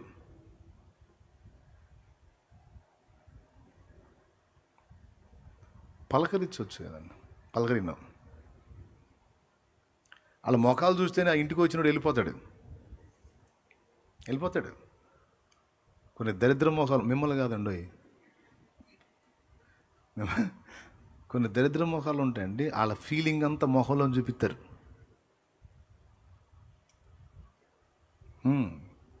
మళ్ళీ నేను క్రైస్తవురాలని ముసుకేయటం, ప్రార్థన చేయటం. కానీ వచ్చిన వ్యక్తుల్ని, బయట వ్యక్తులైనా సొంత వ్యక్తులైనా మాట్లాడటం చేత కాదు, పలకరించడం చేత కాదు. ఏమండి, ఏదన్నా అనోరే. ఒకడిని శత్రువుని చేసుకోవాలన్నా నోరే, ఒకడిని మిత్రుణ్ణి చేసుకోవాలన్నా నోరే, ఒక సమాజంలో దరిద్రపు సాక్ష్యం తెచ్చుకోవాలన్నా నోరే, మంచి సాక్ష్యం తెచ్చుకోవాలన్నా నోరే. ఆ వాడే విధానం ఒక్కరో తెలిస్తే సమాజం సమాధానంగా ఉంటుంది. ఆ నోరు వాడే పద్ధతి తెలియలేదనుకో చండాలం అయిపోయింది. మనకంటే స్వతహాగా తెలియదు అనుకో, వాక్యం వింటున్నప్పుడు, వాక్యం చదువుతున్నప్పుడు, వాక్యం ధ్యానిస్తున్నప్పుడైనా మన మాటల తీరులో మార్పు రావాలి. వ్యక్తులతో మాట్లాడేటప్పుడు కొంతమంది కత్తులు తీసుకోరు, కానీ మాట్లాడితే ఇంకా కత్తి అవసరంలా, సత్తాడు అవసరోడు. అవునండి, నిజంగా అండి, అట్లా మాట్లాడి ఈ మాటల దెబ్బకు ఆత్మహత్యలు చేసుకుని ఉన్నారు తెలుసా మీకు? కత్తులు కట్టారులు ఆడకుండా వాడి ప్రాణాలు వాడే తీసుకున్నట్టు, వాడి ప్రాణాలు వాడే తీసుకున్నాడు, ఆమె ప్రాణం ఆమె తీసుకునేటట్టు వీళ్ళు మాట్లాడతారు. ఇలా మాటల దెబ్బకి పోయి నుయ్యో గోయో చూసుకుంటే లేదా తాడేసుకొని ఏలబడతారు కొన్ని జీవితాలు. జాగ్రత్త, శాపం వస్తుంది. శత్రువైనా సరే అక్కర గోరిని ఆశ్రయిస్తే ప్రేమపూర్వక పలకరింపు, ధైర్యపరిచే ఒక మాట, చేయదగ్గ ఆతిథ్యం, చేయదగ్గ సహాయం. ఇది క్రైస్తవ్యం. కానీ కొంతమంది చెప్పినా ఎక్కదో. ఇక దరిద్ర బ్రతుకులు చేయగలిగింది ఏం లేదు, ఆ బతుకులు అంతే. ఇక మారని బతుకులు అన్నమాట. నాకు ఇట్లా పెడగా వ్యవహరించే వాళ్ళంటే బాగా ఇబ్బంది పడతాను నేను. ఎందుకంటే నాకు నచ్చదు. ఎవరన్నా రాని, నేను ఏ స్థితిలోనే ఉన్నాను, ముందు నవ్వుతా పలకరించి కొంచెం మాట్లాడి వెళ్తా. బాగా చనువు ఉంది, స్వతంత్రం ఉంది, నా బిడ్డలు అనుకుంటే ఒక్కోసారి ఏదన్నా నేను ఇబ్బందిగా వెళ్తా ఉన్నప్పుడు అన్నారని అనుకో, తర్వాత తలేవు. చనువును బట్టి స్వతంత్రం, నా బిడ్డలు కాబట్టి కాదను, చెప్పిన అర్థం కాలేదా, మాట్లాడతలే మళ్ళీ పో అంట. అంతేగాని గర్వంగా మాట్లాడే విషయంలో అవతల వాళ్ళని గాయపరిచే విధంగా మాట్లాడటం నాకు ఇష్టం ఉండదు. తప్పే చేసి ఉండొచ్చు, తేడా పడి ఉండొచ్చు, వాళ్ళని తేలిగ్గా మాట్లాడితే నాకేం వచ్చింది? అట్లా తేలిగ్గా మాట్లాడడానికి, వెటకారాలు చేయడానికి కాదుగా నన్ను పిలిచింది, అందుకు కాదు కదా. సరి చేయడానికి పిలిచాడు, ధైర్యపరచడానికి పిలిచాడు, బాగు చేయడానికి పిలిచాడు, బ్రతికించడానికి పిలిచాడు, నిలబెట్టడానికి పిలిచాడు, ప్రేమించడానికి పిలిచాడు, ప్రేమని పంచడానికి పిలిచాడు. నన్నే కాదు, మిమ్మల్ని కూడా. నన్నేనా మిమ్మల్ని కూడా? మమ్మల్ని అన్నోళ్ళు చేతులు ఎత్తండి. ఎందుకు పిలిచాడు? నేను చెప్పిన సంగతుల కొరకు పిలిచాడు. కాబట్టి ఖచ్చితంగా మన మాట తీరులో బ్యాలెన్స్ ఉండాలి. సేవ చేసేవాడికి తప్పనిసరిగా ఇది ఉండాలి. సేవకురాలు కూడా పాపం, కొంతమంది సేవకులు కష్టపడతారు, కొంతమంది సేవకురాళ్ళ ముఖాలు ఉంటాయి, తుమ్మల్లో పొద్దుపడిసినట్టు పెడతారు. ఎవరైనా అతిథులు వస్తే చాలా ముఖాలు చూడాతి కాదు, బోయుడు వచ్చాడుగా అన్నట్టు.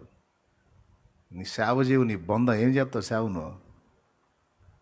ఒక అతిథి ఇంటికి వచ్చాడు అంటే దేవుడు ఒక ఆత్మను పంపాడు, ఒక ఆత్మను రక్షించడానికి అవకాశం ఇచ్చాడు దేవుడు.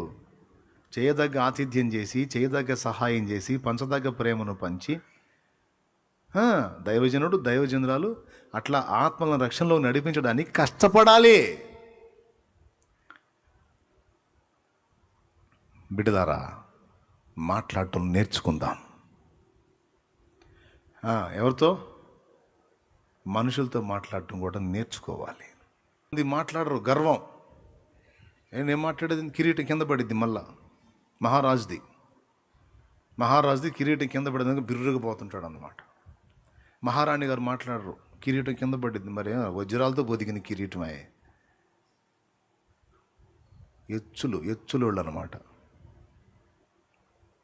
ఏమైంది?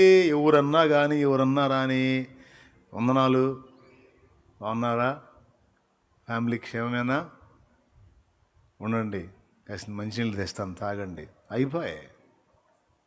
ఆ 2 మొక్కలు కూడా అనరు. నాకు అది నచ్చదు. ఆ విధంగా ఎవరన్నా కనబడితే అవతలోడికి ఏం ఫీలింగ్ ఉండదు, కానీ నాకు మాత్రం రగిలిపోతుంటుంది. ఎందుకు ఇంత క్లియర్గా చెప్తున్నానంటే, దేవుని పిల్లలంగా మనకు అది తగదు. మనం నేర్చుకోవాలి. దైవ సేవకు ఉపక్రమించినప్పుడు కత్తిపోటు లాంటి మాటలు, ఫీలింగ్స్, వ్యవహారాలు మనం వ్యక్తపరచకూడదు. మృదువైన మాట క్రోధమును చల్లార్చునన్నాడు. సాధ్యమైనంత వరకు మన మాటలు మృదుత్వం, కోమలత్వం, నిర్మలత్వం, పరిమళం ఉండాలి. ఆదరణకరమైన వాక్కు, ప్రేమపూర్వకమైన పలకరింపు. ఏమైంది? ఏమైనా కోట్లు పోతాయా? ఇప్పుడు నేను చెప్పిన ఈ మ్యాటర్ ఎంతమందికి ఇంట్రెస్ట్గా ఉంది? ఏమోలేయో అన్నట్టుందా, లేకపోతే ఇది సీరియస్ మ్యాటర్ అన్నట్టుందా? సరే, తీసుకునేవాళ్ళు అట్ట తీసుకుంటారు. నాకేంది, చెప్పటం నా ధర్మం, వినకపోతే నా కర్మ, వాళ్ళ కర్మ.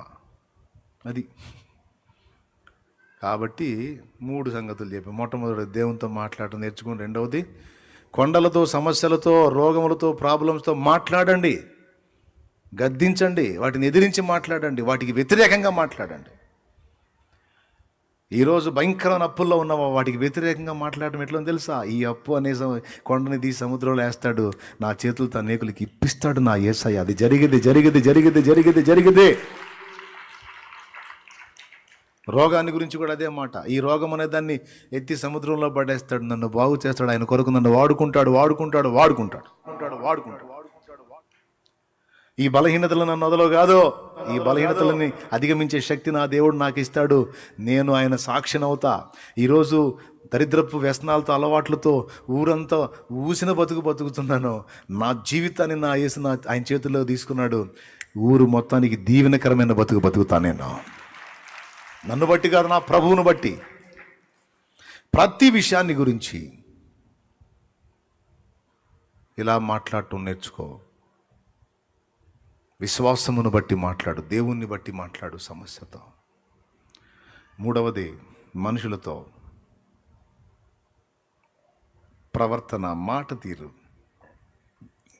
కొక్కరించటాలు, కొంగెల మాటలు, ఇవన్నీ పెద్దోళ్ళకి తెలుస్తాయి. ఇప్పుడు ఈ కొక్కరించడం అంటే కూడా తెలియదు కొంతమంది. అంటే కొక్కరింపు అంటే ఏందన్నయ్య అంటారు. యాడ చెప్పేది నేను, నా వల్ల కాదు. ఇక కొక్కరింపు అంటే విక్రింతలుగా మాట్లాడటం. అది రకరకాలు ఉన్నాయి ఈ మాటల్లో. కొంతమందిని చూస్తే అర్థమవుతుంటుంది మీకు. కాబట్టి అట్లా మాట్లాడటం నేర్చుకోవాలి. అవమానపరిచే మాటలు మాట్లాడటం గొప్పతనం కాదు. 10 మంది అవమానపరుస్తుంటే, అవకాశం ఉంటే అవమానం పొందుతున్న బిడ్డని ధైర్యపరిచి వెన్నుచర్చి నిలబెట్టేటట్టు మాట్లాడాలి. మన యేసయ్య పద్ధతి అది. నీలో పాపం చేయనివాడు ఎవడో ఏం రాయన్నాడు. ఒక్కడేలా జంపు మొత్తం. ఏమన్నాడు? మాయ్ లే దరిద్రపుదానా, సైతాన్ మగం లే, సిగ్గులేదు మళ్ళీ కూర్చున్నా అన్నాడా? అమ్మా అన్నాడు. అమ్మా అమ్మా, ఎవరు నీ మీద రాయి వీళ్ళు, ఎవరు నీ మీద రాయి వీళ్ళు, ఎవరు నిన్ను శిక్షించలేదా, ఎవరు నిన్ను శిక్షించలేదా?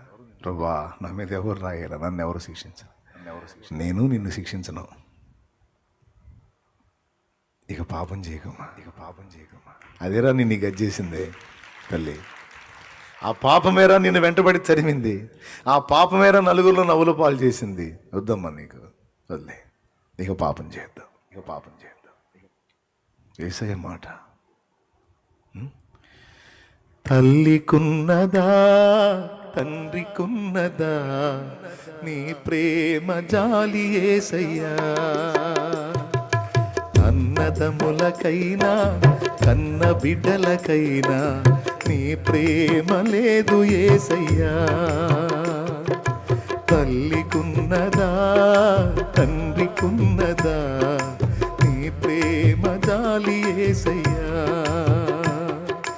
అన్నదములకైనా కన్న బిడ్డలకైనా నీ ప్రేమ లేదు యేసయ్యా.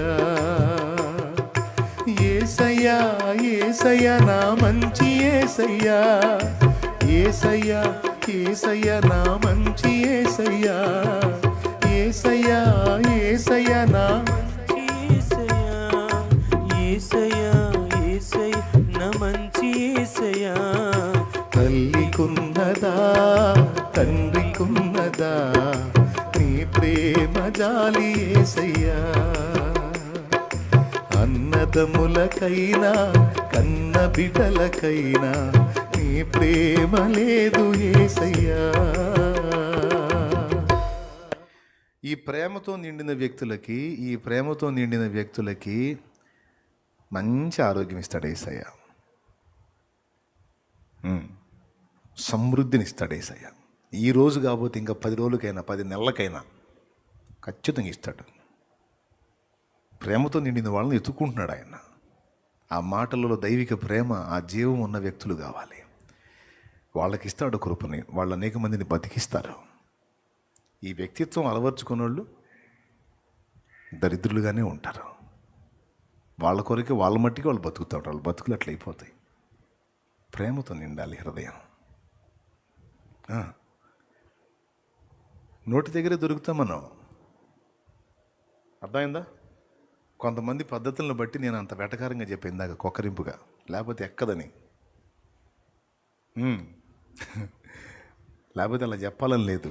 ఇప్పుడు సీరియస్గా చెప్తున్నాను, సరి చేసుకుందాం. 3 సంగతులు చెప్పాను. 4వది, సైతాన్తో మాట్లాడటం కూడా తెలుసుకొని ఉండాలి. ఫైనల్.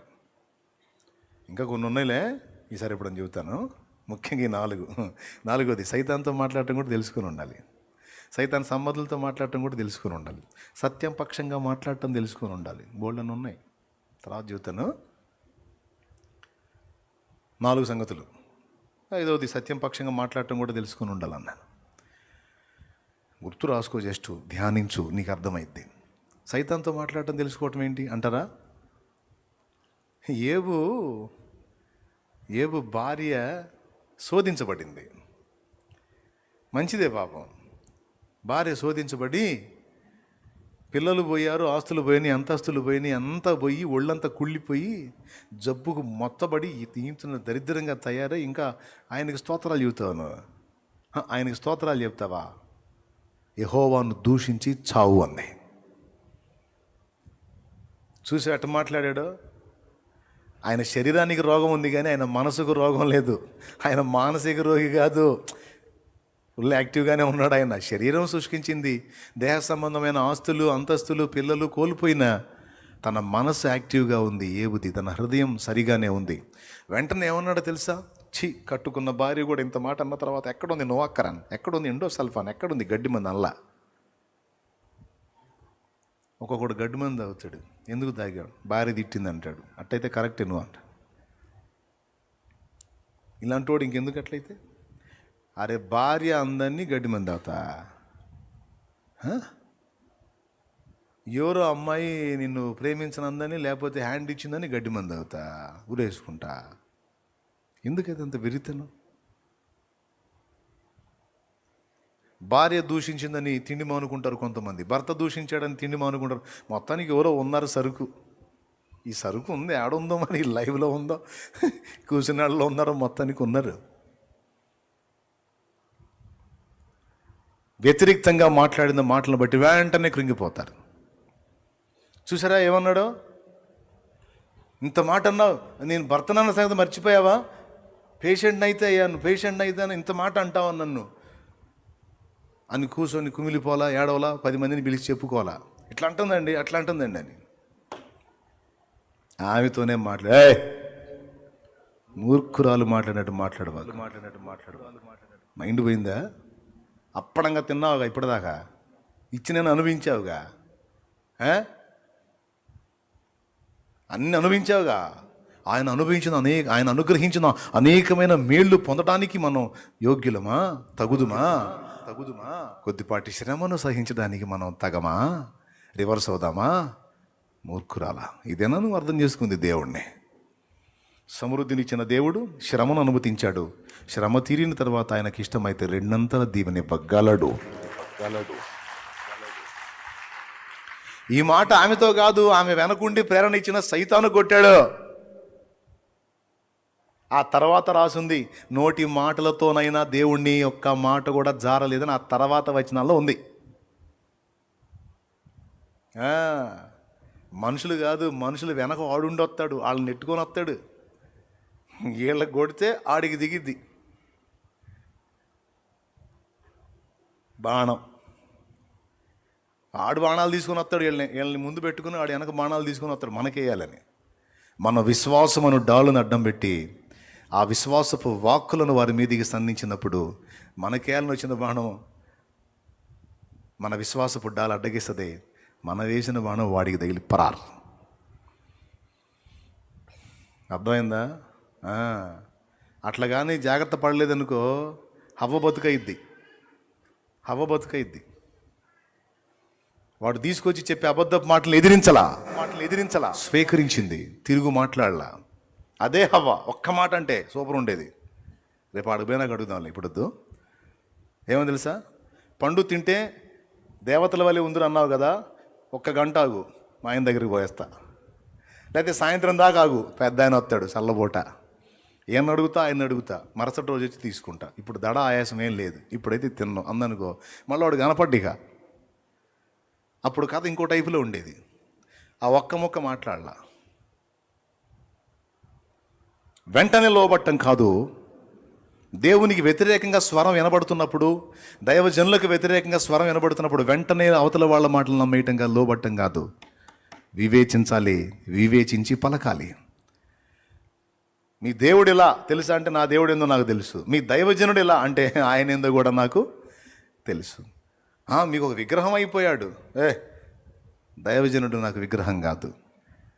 నా హృదయంలో నా ప్రభు కొలువున్నాడు. ఆయనను గురించి నాకు బోధిస్తున్నాడు, ఆయనను గురించి నాకు ప్రకటిస్తున్నాడు, ఆయనలో నన్ను ప్రోత్సహిస్తున్నాడు. కనుక దైవజనుడిని నేను ప్రేమిస్తాను, గౌరవిస్తాను. కానీ నా ఆరాధనంతా నా ప్రభుకే. హల్లెలూయా. 4 సంగతులు చెప్పాను. మాట్లాడటం నేర్చుకోండి. చూడటం కాదు, మాట్లాడండి. నంబర్ 1 దేవునితో మాట్లాడటం నేర్చుకోండి. నంబర్ 2 దేవుని యందలి విశ్వాసమును బట్టి సమస్యతో. 3వది నంబర్ 3 దేవుని పక్షంగా మనుషుల దగ్గరికి వెళ్ళి ప్రేమ కలిగిన మాటలు, ధైర్యం చెడిన వారికి ఊతమిచ్చే, కృంగిన వారిని లేవనెత్తే మాటలు మాట్లాడటం నేర్చుకోవాలి. 3, 4వది సైతాను సంబంధులతో మాట్లాడటం నేర్చుకోవాలి. ఆమె హార్డ్గా మాట్లాడింది, ఆయన సాఫ్ట్గా జవాబీలా యాజ్ ఇట్ ఈజ్గా ఇచ్చాడు. దయగల వారిపై ఆమె ఉంది, దేవుణ్ణి దూషించి మరణముక, దేవుణ్ణి దూషించి చావు అంది. వెంటనే ఆయనే ఉన్నాడు, మూర్ఖురాలా అన్నాడు. అదే ఫోర్స్తో ఇచ్చాడు ఆన్సర్. మళ్ళీ ఇంకొక మాట మాట్లాడినట్టు లేదు. ఉంటే నాకు చెప్పండి, ఏ బొమ్మ ఇంకో మాట ఏమైనా మాట్లాడిందా? ఒక్కటే కోటింగ్ అనమాట, ఇక మళ్ళీ సౌండ్ లేదు. స్తోత్రం. అందుకే ఆయన ఏవు. మరి అందుకే బైబిల్లో పెద్ద పుస్తకమే పొందుకున్నాడు మహానుభావుడు. దాదాపు 42 అధ్యాయాల పుస్తకం పొందుకున్నాడు ఆయన.